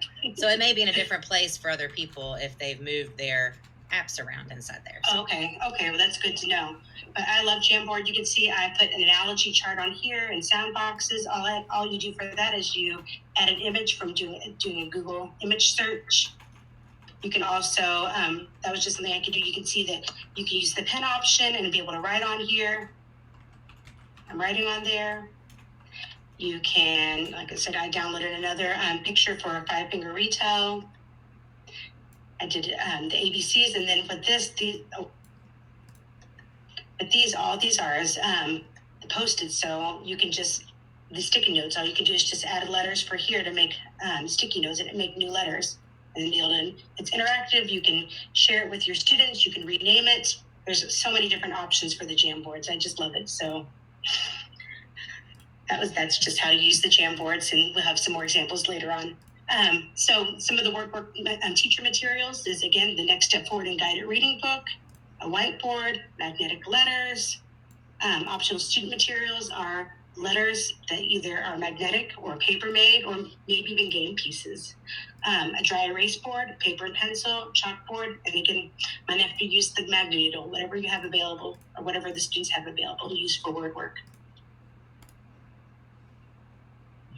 Yep, the good thing about word work and all this that we're doing for teaching guided reading remotely is that it doesn't have to stop at this NTI time. We can also use these things in the classroom when we do have that chance to go back. This is a pre-recorded writing lesson. It's the same comprehension strategy that you seen earlier. We're just taking it into writing. And Kathleen, we don't have to show that video. Oh, okay. But when you are doing a pre-recorded lesson, you want to make sure that you tell the students to maybe read it to someone in their family, just so they can have some accountability.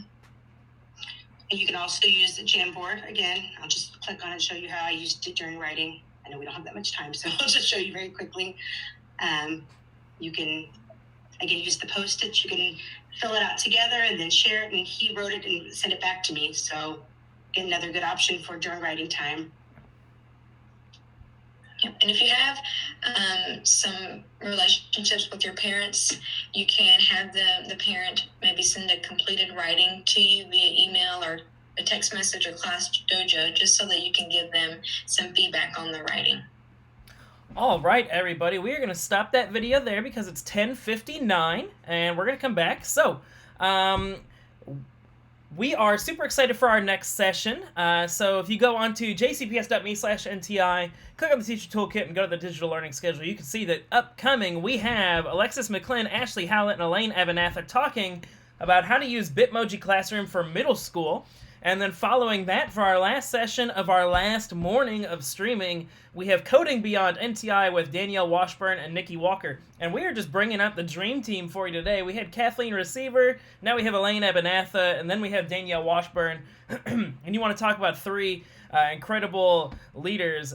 The three of them really are. They are amazing to work with, and I am so lucky to get to do so every day. So, Ashley and Alexis, I'm going to let you all take it away. Welcome, and thank you for joining us. Hi, thanks for having us. Yes, thank you for having us today. What we're going to do... Oh, sorry. I was just going to pull the slides up for you, but you can go ahead and do an intro. No, you do it because remember my microphone, my closed captions. All right. So I'll present and get those closed captions on. Thank you.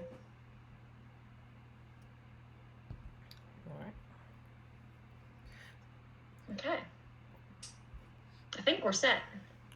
All right, you're good to go. Oh, I don't see anything shared on your screen yet, so that might be...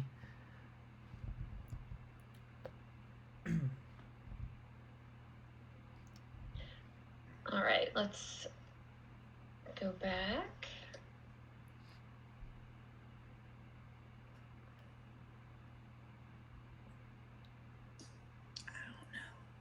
Yeah, I got it. I'm working There we on go. it. Okay. There we go. And then, do you know how to do closed captioning?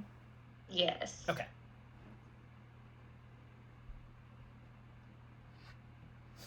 Okay. Now I think just hit that hide button if you don't mind. And right where it says Hangouts.Google is sharing your screen, that white box. Just hit hide. There you go. Thank you. Mm-hmm. Okay, so real quick, we've made a presentation on virtual classrooms for middle schools, and we have been working with the Bitmoji, just playing around with that. And so the purpose of today's lesson or video is to just explain to engage learners in a different platform using Google Classroom and incorporating team members in one spot. So trying to make it more adaptable for middle schools, because a lot of the videos were more geared towards elementary. So we wanted to be different and focus on middle school. And so we are going to be doing that using Google Slides, Bitmoji extensions, and multiple platforms as well. Okay. I think we went. Okay, so yeah, can you go back one, Ashley? Sure. So the reason why I did this is so that we can make a Google slide for the entire team. So middle school is basically you have your social studies, your math, your science, and language arts. And so this would be a great way for you to include everyone into one place. So this is what I've made. This is my team. And so you have me and my other collaborating teachers. That's great. I love that. I'll have to do that with my team. I loved it, and making everyone's. So why virtual classrooms for middle school? It is collaborative, so between teachers on team and also with your resource teachers as well. Sometimes they feel like they're not included, so this is a great way for teachers, especially during NTI, to feel included into their classroom, and if you have their Bitmoji, including them onto their screen. And also it's a one-stop shop. So instead of having multiple classrooms, so let's say my science teacher makes her own virtual classroom, I make my own virtual, and the language arts and math, that's 4 different places. And so you could create one slide to have all of your resources together, and that would be a one-stop shop. And so it's a great way for students to interact and feel like they are somewhat back into the classroom. I know during NTI it doesn't feel like they're in the classroom. So having this is a great way to do that as well. And then it is interactive. You have agendas, announcements. I share everything with my students on there, celebrations, events, everything. And if you get into the habit of this, students will become familiar with set routines into place. And so this would be a great thing to start if we are still online next school year. And then also it brings a little personality into the classroom. That's my favorite part. And so I just kind of wanted to go over, there have been multiple videos on how to create a Bitmoji classroom. So I'm going to go through this one really quickly. This is a Google slide. So most teachers in JCPS have a Google slide, so they're able to play around with it. And so you just need to create your background. And so if you just go to slide and change background, you can search images on how to do that. And so if you type in floor and wall background, you'll have multiple pictures shown up that you can choose and put your background in, or you can make your own. It's really up to you. It's very versatile. You can change the words around and find anything that you want to do.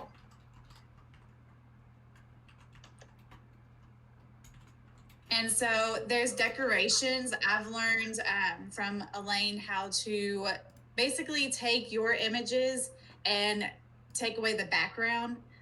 So you can insert images in your toolbox. So you can do it from the Google Slides app, not the app, but the website. And then you can type in any images that you want that you need in your classroom. So obviously I did the chalkboard, the cat, and everything like that. That is all. You can type in all of those that you can find. And then also, if there is one thing, like one unique thing that you want, but there is a background, pro tip, if you find an image that has a background, you can actually go to remove.bg and take away that background and upload it. That's been the most useful tip, I think, since playing with this. I love that. And then showing different links. So creating links into your virtual classroom, you can add text. So you can copy the link that you like to share, create a text box or image that you want to insert. So I know in my virtual classroom, I have videos shared on the laptops. So if there's a video that I want them to watch, I tell them to click on the laptop and there you go. So they just copy the link that you would want to share, and then you will create a text box or image that you want to share and then insert the link. So it's really super easy. It's really straightforward. You can upload anything that you can think of. You can do agendas, you can do Google Docs, Google spreadsheets, you can do videos, pictures. I even seen like books that teachers have uploaded and everything like that. So Amanda, Ashley, do you have anything? I think eventually we'll get to a slide that has some of my ideas and your ideas, and we can point out some things that maybe you haven't mentioned yet. Okay. And then lastly, adding your Bitmoji.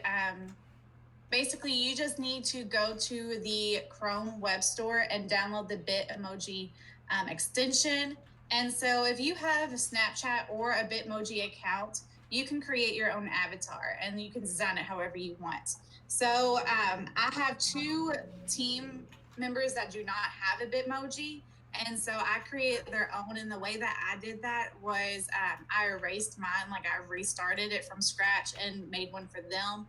And then saved a bunch of poses that I liked of theirs. And then I just redid mine. And so if you have the Bitmoji app, you can create your own. You can't see the screen now. Oh, there we go. You can create your own, and then you can find a perfect image, right click and copy the image, and it will automatically make it transparent. So you don't need to save the image. You can just copy, paste into your Google slide.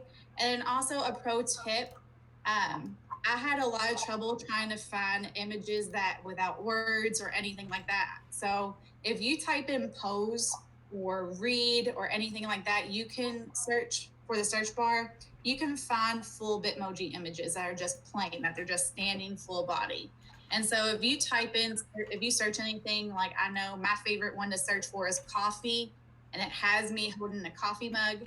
So if you type in coffee, that'll bring that up. So you can basically search for anything, and then you can make your own words. If you just type in, help or something like that, it'll have your Bitmoji with the letters written across it as well.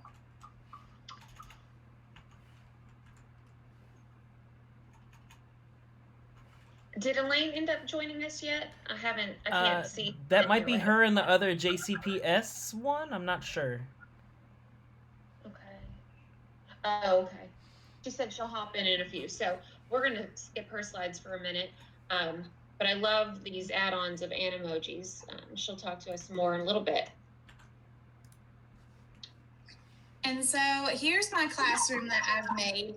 I try to make it as personal as possible. So I have my cats, Cat and Coco, on there. If you see my little superhero, I had a student actually, he painted that for me. And so it's in my during NTI. So I have the driving question. This was this week's. Why did Americans turn against each other during the Civil War? And then why. So this was our standards, the political, social, geographical impacts of the Civil War, and also how they were going to learn. So we did a choice board and timeline for this week. Ashley, if you could click on the click here. Sure. So I have my agenda. So I linked in my agenda into the virtual classroom so students know that this is their agenda for the week. This is what they have to do. And so they know that on Mondays, they can complete a Mindful Monday. They have the Civil War Choice Board. I go live with my ELA teacher on Tuesdays and Thursdays at 1. And then today, after all this at 1, I have a live field day. So this is their agenda for the week. And then the next slide, if you click down, this is their assignment. So so for this week, they need to watch the crash course, Vitals of the Civil War, and it's linked into the laptop. So all they have to do is click on the laptop in the virtual classroom, and it sends it right to that video. And so they can use this video or other sources to help them create a timeline and then choose one other assignment. So I've gotten a lot. I love looking at the social medias that they give us, their profiles. They were like, do we have to create a real social media? I'm like, no, you make a fake one. And then also incorporating ELA in there as well. So I have the acrostic poems and the journal entries. So I had them do a timeline this week, plus one of the blue assignments. That looks like fun. Oh, I love it. You included the instructional framework too. So that's unique to Ramsey. So I love using that. It kind of gets them to feel like, okay, we're back in school. And then I put a picture of what they were learning this week. So if you look above my superhero, I have a Civil War battle. I have links to field day. So any announcements that are in that are underlined, that are hyperlinked, they have access to. So we had about 60 kids that have not presented backpacks yet. And so we have successfully gotten 40 completed this during NTI. And so I have backpack defenses. I have all their names included, but we won't click on that. And then a field day announcement. So if you click on that, those are just announcements and have something fun for them to do. So they will go live with me and the other teachers, and we'll just have a cool field day. And so that is their one-stop shop for everything that they would need for my classroom, and all that.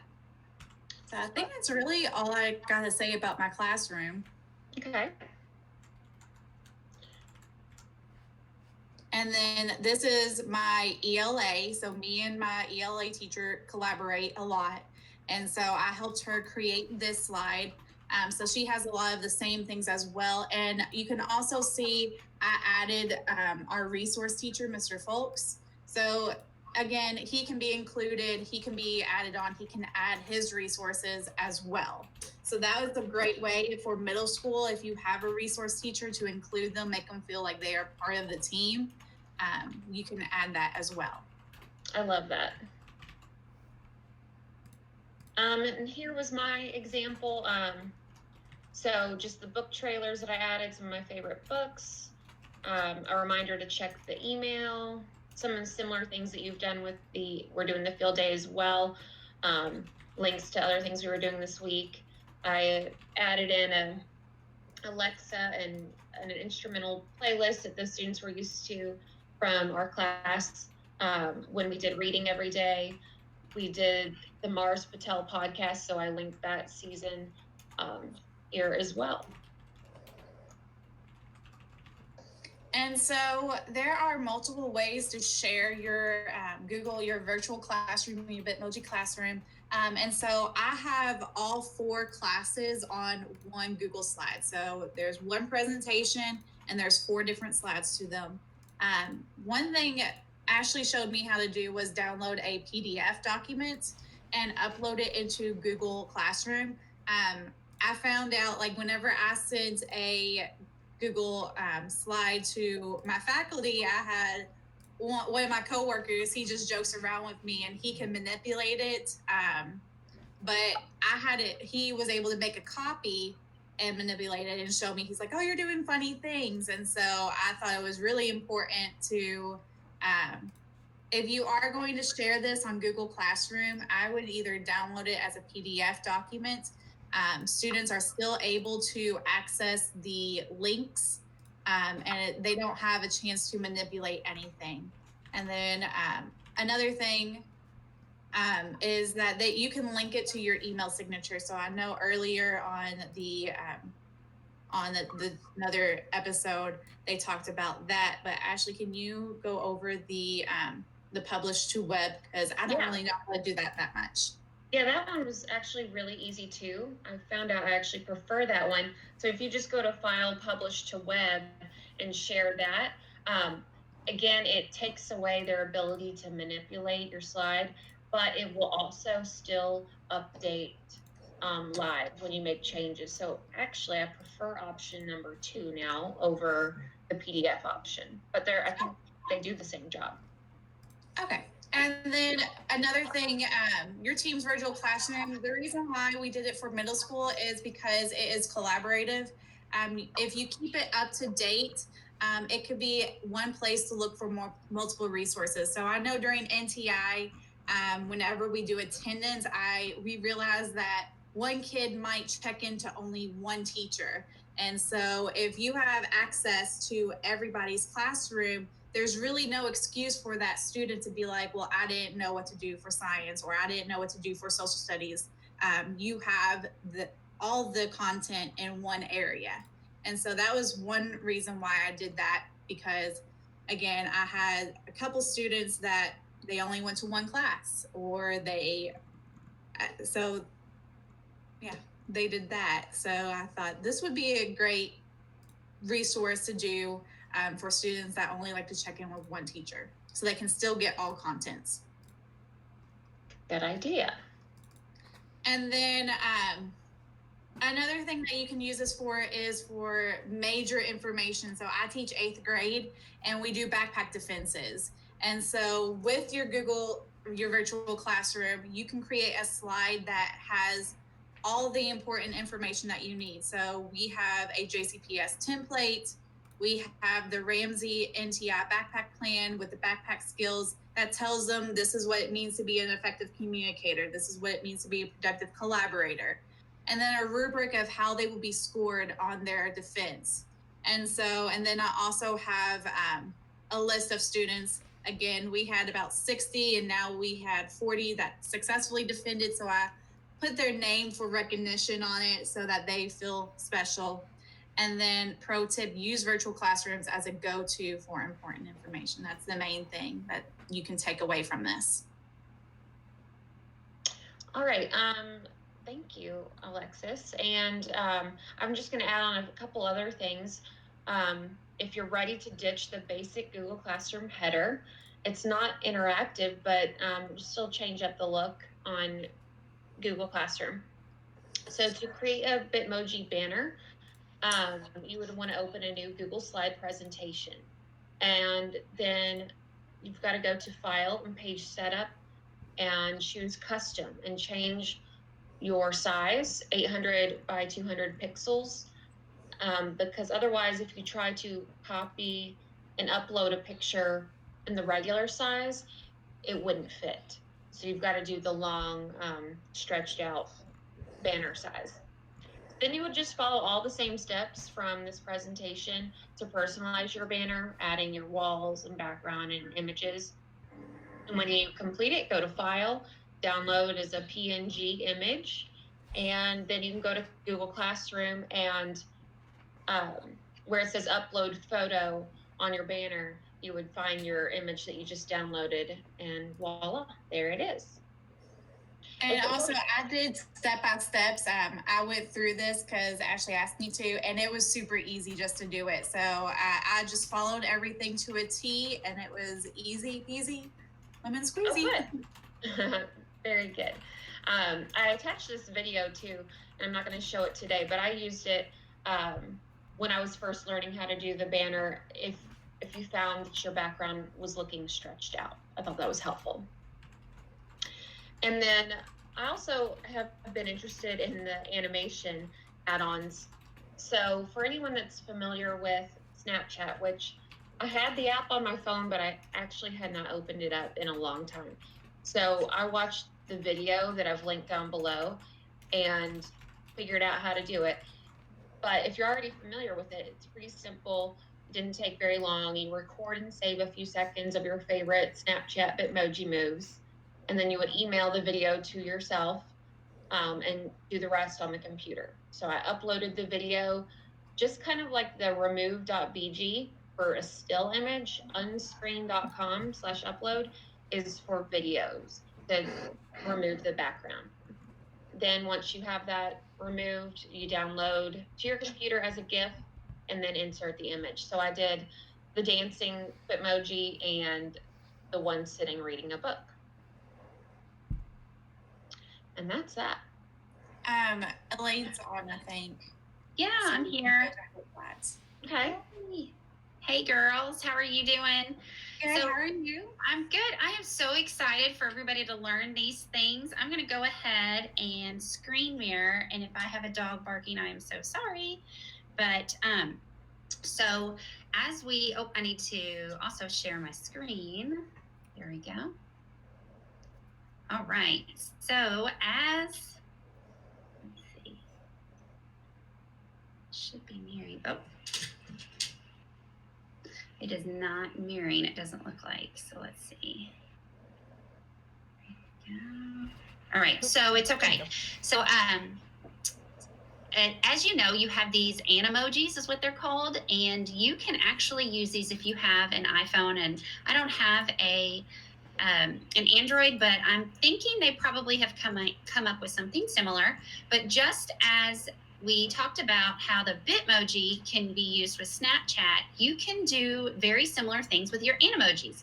And one of the steps that you can take away from that whole uploading with the face is that if you save this to your phone and then put it in your drive and then put it in a slide, or you can just go ahead and airdrop it to a Mac if you have that. Then you can put those directly into your slides, just as I have here on the left of this bottom. So it just is your head, but as you see in the top right, you can do all sorts of animals as well, just to take things a little extra further, like we were talking about the different animations. So, and then also, and I should have turned these on, as you want to go a little further, you can do your friend emoji, and we have the links down here in the bottom of the description.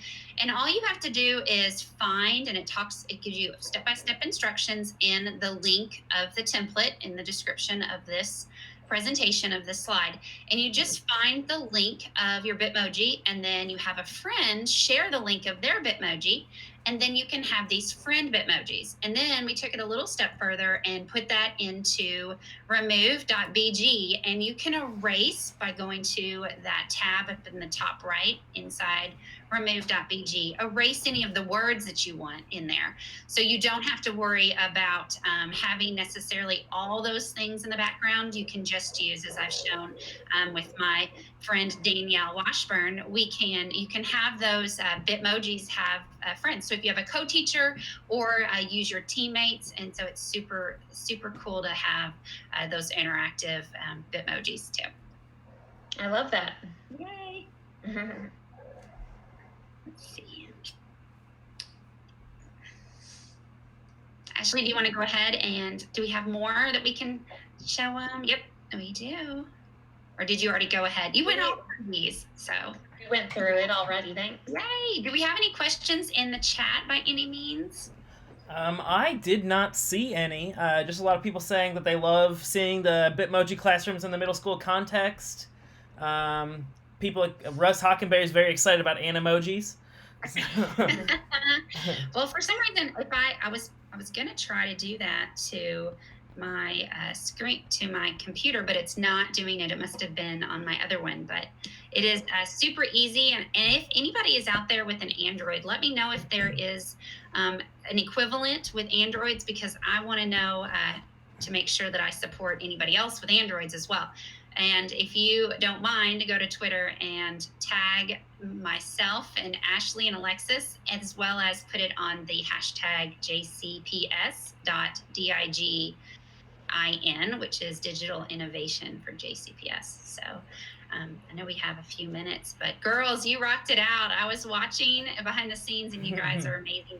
These Bitmoji classrooms have really taken off, and it's so interesting to see how, and we talked about this the other day, how the personalization of this and then you utilizing the tools allows us to then help our kids see outside of the box in these different tools. And we called it app smashing on something I did the other day, which was at 11 o'clock. I think it was Wednesday.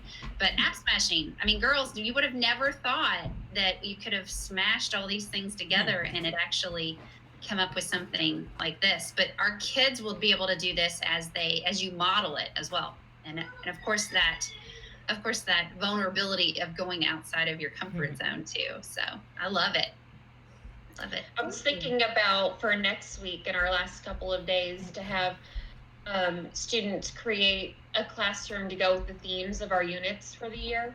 So like back in October, we do a suspense unit and we read the book A Monster Calls. So I was thinking about for an optional extension to show them some of the videos of how to create the classroom and see if they would want to, create the classroom and see if their design is chosen to be used. That's an awesome idea. I love it. Because that would be a great opportunity. Like if you have, especially for ELA, if you're going to do a setting of a book, they could make a presentation on that and have a setting and mood and all that. And also with social studies, like with battles, having different tools to do that, to make those backgrounds as well. So we talked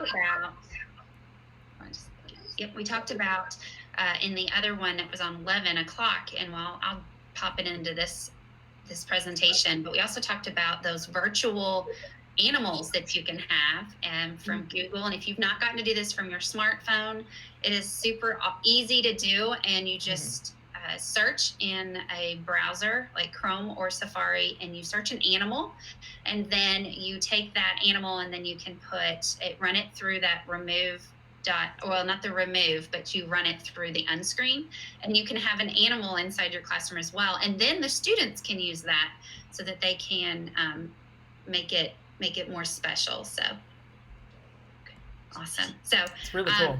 Lots of creativity. Mm-hmm. Yes, well, it's been great to see the Bitmoji classrooms in all different contexts. I love that it's like a gateway into getting people to use Google Slides more and be more creative with that. So it's been really awesome to see. So thank you.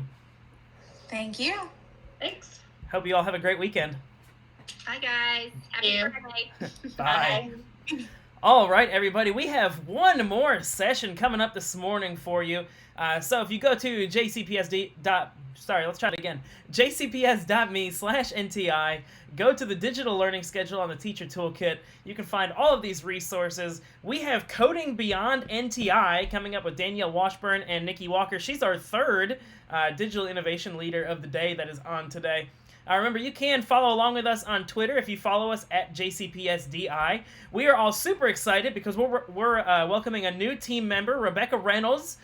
She's going to be one of our new Zone 1 digital innovation leaders. So we're super happy to have Rebecca on our team. But it is 11:30, and I'm going to pass it over to Danielle for our last morning session of the year, which is crazy to think about. So I know. It's kind of exciting and sad at the same time, just because we've been doing it for 7 weeks. But yes, we are super excited about this session as well. And I do want to thank Nikki for joining the session. It was a late-minute invitation to talk about coding because we both share that coding is important for all of our students.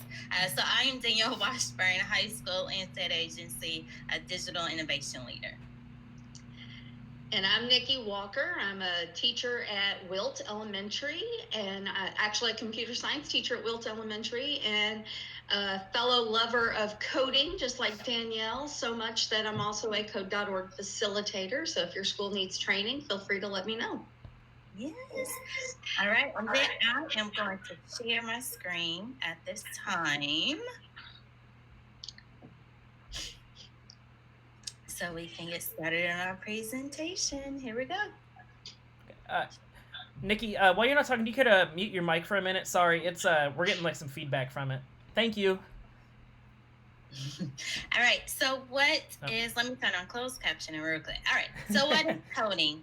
So coding is what makes it possible for us to create computer software, apps, and websites. So when I talk about this with students, I always talk about either a cell phone or their favorite app that they are playing, or even their favorite video game, and then we talk about when you go into the grocery store, when we used to go into the grocery stores or the movies, and when the doors automatically open. How is that possible? And that is possible through coding. That is possible through computer science. And we really want students to learning code empowers you to do many things you wouldn't otherwise be able to do. And then most importantly, you will be able to understand the technology shaping your world. So again, just with those real life examples that they see on a regular basis, just getting in the car, turning on the car, and you can touch screen on your to change the radio station, or even lock the car. That is possible through computer science. So today, during this brief time that we have, we will touch base on Apple Swift, Girls to Code, Code.org, and Minecraft. So I did include a seminar model, and we know with the blended learning and creating those backpack artifacts, coding really aligns nicely with the samurai model, because students can redefine a project that they are working on. They can modify through coding a project that they are working on as well. And also, it makes those great backpack artifacts. You can collaborate with other students as well as learn about other cultures.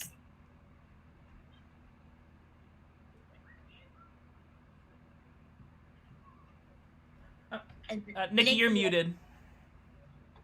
Sorry. Okay. Good. Here I am. Good. Just kind of like what Danielle was saying, try to see where the slides went because they disappeared from my screen there. Code.org is a phenomenal resource for building those collaboration activities between students and building on the content they're learning in their core content classes. Code.org does a phenomenal job with building problem-solving skills. I taught fifth grade for numerous years, and that was one of the weaker areas my students had, was just doing basic problem solving, multi-step problem solving. And I've always, wished that I had a magic wand to build the perfect program to teach those skills. Code.org has been the best thing I have found. Even all the way down with kindergarten students, you can work on problem solving skills and teaching them that's not the way code.org works. They want them to problem solve through and make mistakes and learn how to fix those mistakes and correct those mistakes through debugging. So it's a phenomenal program to help build those problem solving skills. Also, it's a great way to do collaboration because students could actually co-code together. They can work in teams and become a driver and a navigator, where they're taking turns collaborating, doing the coding together. Plus, the innovation piece of it is huge. It allows them to be autonomous and work on projects independently or with partners, and to build things the way they want to build it. They don't have to be cookie cutter and look the same across the board. They can all be uniquely different and be reflective of the child's interest or the child's personality or what the child is into. So just to brag a little bit, I do teach at Wilt Elementary.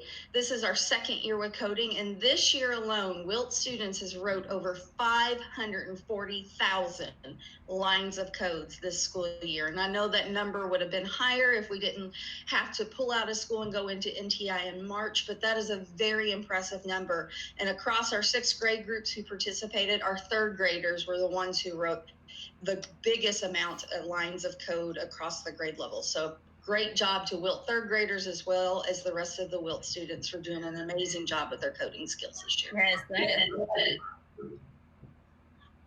So what does code.org provide that you can incorporate whether the summer or next school year? They offer both unplugged activities. Those are those hands-on activities to help build those concrete skills before they go into the more abstract skills online. All of those will then tie over to the plugged in activities, which is the digital coding they will do, where they're building algorithms using blockies to then program different scenarios, such as you see there with the Angry Bird game that they're trying to manipulate. Here's some of our WILT second and third graders doing coding, unplugged coding skills. We have our second graders at the top using our B-bots in an activity called Move It, Move It. We modified that a little bit with the B-bots instead of having them stand up because my space in the lab is kind of tight. So they were able to use the B-bots to do that activity and kind of get some concrete skills in. And then our third graders are doing what's called My Robotic Friend. If you've ever seen the claw game at different restaurants or different amusement parks and so forth, the claw game has been turned into My Robotic Friend, where they have to write algorithms to move cups from different locations and build towers with the cups, and having to write algorithms to be able to get their friends to build the same thing as they did. And then wanted to say for algorithms, that's really the base of when we start coding, because that algorithms involves following directions. So if we have our students when they are in elementary following directions on what is or how a teacher wants them to line up to dismiss for lunch or go to the restroom, algorithms will also help them to understand following directions as well. Definitely. It could be utilized in multiple ways. And here our kindergartners can do coding as well, and they're learning the basics of algorithms. They're using the B-bots to do various challenges. We did Find the Mystery Snowman, where they're having to follow through algorithms and use directionality arrows to learn the basics of how to start coding before they even touch a computer. So I love it because I get to do small groups with them and really get to know them on a kindergarten level, so that way I know how to grow their skills over the next several years. I agree. And B-bots are super fun to use. And again, this picture shows without the computer, but there is the B-bot app. There is the Caterpillar app that if you do have a device with you, you can, even pre-Ks and kindergartners can love and learn how to code. I know my kindergarten, she really loves the Caterpillar app, and we practice or we use that on a weekly basis just because it is so written for a pre-K student and a kindergarten student, and they can just go from one loop to the next. And here's some of our third and fourth graders doing plugged in activities, and it shows that they love to collaborate, they love to work together and help each other out. Code.org has been wonderful in building their software to where kids can actually get in and code together on one computer, but they both get credit for doing that work on their personal account. So it's a phenomenal program. There's a multitude of activities they can do and build on. So some of those activities, first of all, Code.org is geared for K through 12.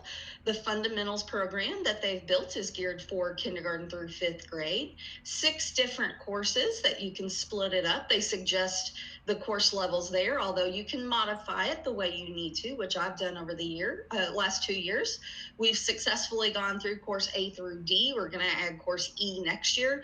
But the one great thing, especially with NTI right now, that is carried throughout all 6 courses is digital citizenship. That is a requirement for us to teach according to our state standards. And Code.org has done a great job tying that in and embedding that in, so that way that is being presented to the students throughout. Yes, and I do know that on the last time that we presented, I repeated what you said about digital citizenship. And digital citizenship is so important for our students because it helps keep them safe. They will know how to stay safe, especially during this NTI time, as we are seeing students more and more on using those devices. So yes, digital citizenship is here. It is to stay, and everyone, including adults, can benefit from even learning about digital citizenship. So some lesson supports if people would like to be trained in code.org in the future or would like to access some of those online. They do offer lesson plans that tie the unplugged and plugged in activities together. Training, the workshops do provide curriculum guides to help get teachers started, but also there's great high quality videos online. The teacher dashboard is phenomenal. It'll let you keep up with how much students have accomplished or what skills students are struggling with. So there's a multitude of resources. And the link at the top is for those who are interested in maybe getting training and getting to participate in one of the workshops at code.org. And they still have the window open if anyone knows middle school or high school teachers that would like to participate in their CS Principles and CS Discoveries training this summer. They still have those opportunities available. Code.org is free, although the workshops for middle school and high school do cost, but there are scholarships available right now for those individuals who are interested. Yes, and to say that this code.org is free and it is approved to be used by JCPS, so it is an approved website. And as she has stated, you will have access to all of the materials, your teacher dashboard, and the curriculum guide. So here's one of a few projects I'll show real quick. This was a sticker art project our third graders worked on, and they were so engrossed in this project. It was difficult to pull them away and try to move on. They wanted to keep creating new projects and just be as creative as they can. And the picture on the left is the finished project after it does all the animation to show how it's created. In the middle, you'll see the coding, and that's not even all of the coding. That's just what I could fit on the screen here that the student used to create the picture on the left. But what is so unique about code.org, even though students are using what's called blockies, they then can see how their blockies turns into JavaScript. And I've had students who will pull that JavaScript up and study it and look at it closely and see how it ties in to what they created with their blockies. So it's a great introduction for those students before they go into middle school and high school and get into the more higher level CS classes. Going on, one of our other projects, it was the Minecraft project, and this would be a great activity if you want to try something with students over the summer. This one is kind of it's embedded in the middle of Course C, but it is a great review of everything they've learned through Course C. What I love about these is the videos they tie into it to engage students. This one has a video by Jens Bergenstein, although my daughter was like, his name is Jeb, Mom, that's what they call him. But the video he's a lead director or lead developer for Minecraft. So it's a great motivator to get kids because they're like, oh my gosh, he works for Minecraft. Yeah. And that wants them to be more motivated to see if they can do the things he can do and develop their skills as well. Then this is our Star Wars game. This is something we did with our 4th and 5th graders this year. Some of them even actually used it with their backpack defenses. And it's another great independent autonomous activity where they can develop a game completely the way they want to. They can pick the characters they want to use. They can pick the backgrounds. They can pick the movements, the way to get points. So it gives them some autonomy to be able to come up with ideas instead of everybody's looking identically the same. And again, another one of the great videos that code.org provides to get students motivated to start this project is by Sharita Carter, who's one of the creative producers for Walt Disney Imagineering. Her job is to design the amusement park rides at Disney. So that really motivates the kids and gives them a new eye-opening for possible jobs in the future, which is one thing I love to get my kids to see is where they can take their coding as they become adults. And then how do we tie this in with backpack defense and putting items in their backpack?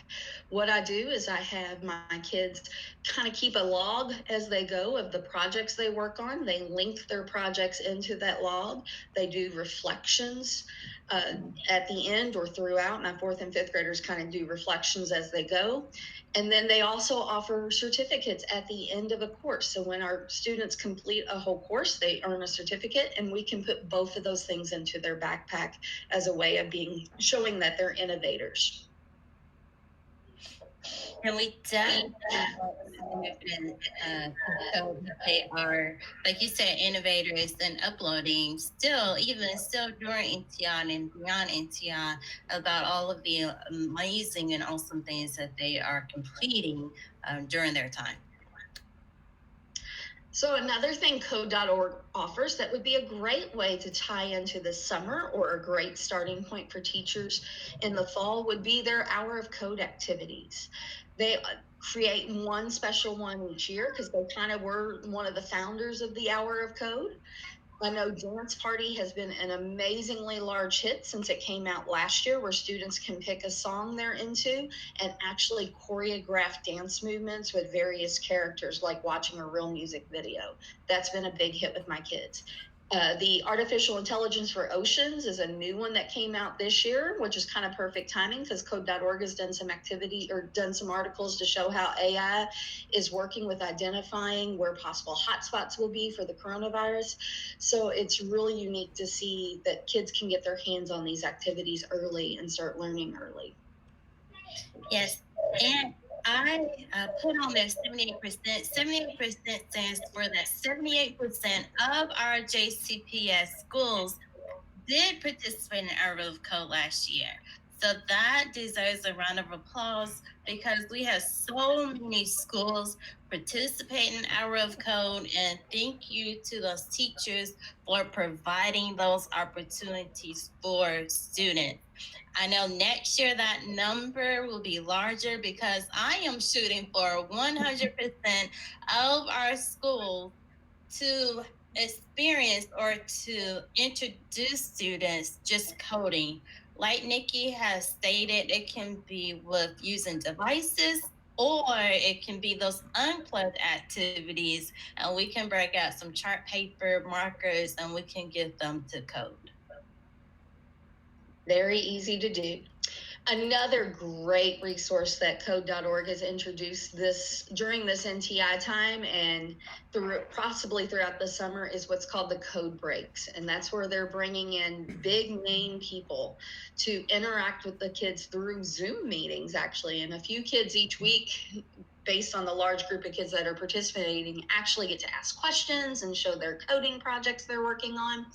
So we've got big names like Bill Gates and Ashton Kutcher, even Vint Cerf, who's considered to be the father of the internet, have all participated. They're live every Wednesday at 1:00 at code.org/break, or they also record them so students can go back and rewatch them. So this would be great ways to do NTI learning this summer, assigning one of these a week. There's a project attached to each one that's very easy to do. They're geared for like 3rd through 5th grade, as well as 6th through 12th grade. So there's 2 separate projects that they can do.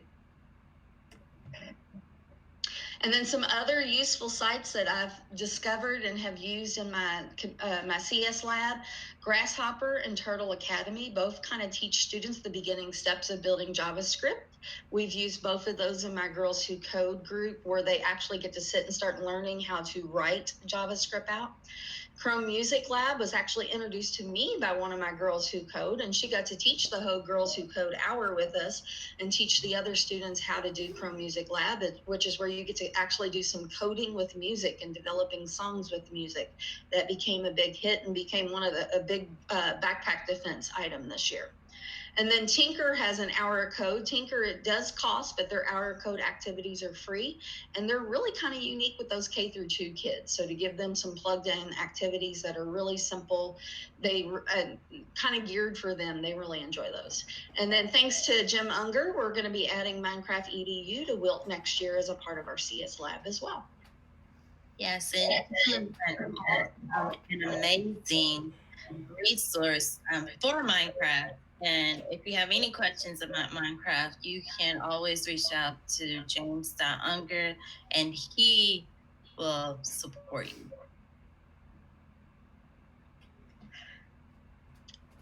So, Girls Who Code. Hold on. Nikki, can you mute your mic real quick? Sorry. Sure can. Thank you. We have 32% of active Girls Who Code clubs in JCPS.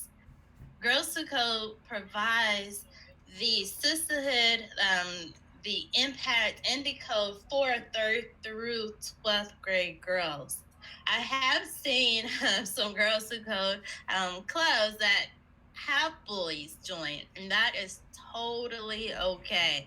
Because again, our main goal is to introduce all JCPS students to coding, because we do know that this is where our future is going, and we do know that this is important for our students. Girls Who Code, and if you have access to that presentation, you can go to the schedule. You can click on the picture Girls Who Code at home activities. They have been gracious in developing those at home activities that you can easily implement while you are at home. As a reminder, even though for JCPS NTI ends next Wednesday, these activities, as well as code.org activities, as well as all those activities that Nikki talked about, will be available beyond NTI. So you can go ahead and you can dabble into those activities, and I promise you, you will not regret it, because it can be fun for everyone. And here's a few pictures of Wilt's Girls Who Code. And just like to point out the photo there on the right, the big one on the right, James Unger is hidden up at the top, because this was the Monday before we went into NTI, where he came out to teach our girls about Minecraft EDU. Thanks, James. Swift Playgrounds is another awesome resource. So if you do have an iPad or a Mac at home, you can download this free app called Swift. It is very addicting to anyone that uses it. And the thing that I like about Swift is for those students that are ready to move beyond the block-based coding. And what we mean when we say block-based coding is when they connect those two dots. If they're ready to move on and on to text-based coding, this is a nice transition for them to type in the code. There are many tutorials, many guides, many lessons that you can go through with your students. And it is fun and interactive that your students can experience. Spiro is another great resource. I know that we are not physically together, but our department, we do support Spiros, and that is another great hands-on activity that students can code the Spiro to move from one place to the next, or they can write a story, code a robot, and then become a hero and be a Spiro hero for STLP. We do know that the STLP was kind of tabled for this year, but next year when it comes back, and hopefully it comes back next year, we all in our department, all of JCPS, look forward to seeing your Spiro Heroes competitions. All right, and that concludes our presentation. Let's jump over to the chat to see if we have anything, and we do not. Nikki, would you like to say any closing remarks? If this old dog can learn new tricks since I've been teaching 21 years, coding is amazing. Anyone, no matter your age, can try it. Code.org is great for those people who have never coded before, because you can learn right along with your kiddos. The key is just get in there and try it. You'll be amazed at how much you'll fall in love with it. I agree. When I started this job is when I first started coding. And like you said, I was an old person learning to coding, and anyone and everyone can learn how to code. Well, Danielle, Nikki, thank you so much. We appreciate it. Hope you all have a great long weekend. I keep forgetting Monday's Memorial Day, and days off work, and it really just days in general have no meaning anymore. So, thank you for being on the show this morning. And to everyone tuning in, thank you so much for being here. It has been 7 awesome weeks of streaming and collaboration and professional learning. It's just been great. Again, if you want to find any of this stuff, you can go to the JCPS Digital Learning channel. If you go to playlists, you can see our NTI playlist that currently has 137 videos in it. And some of those videos are cross-referenced in other playlists.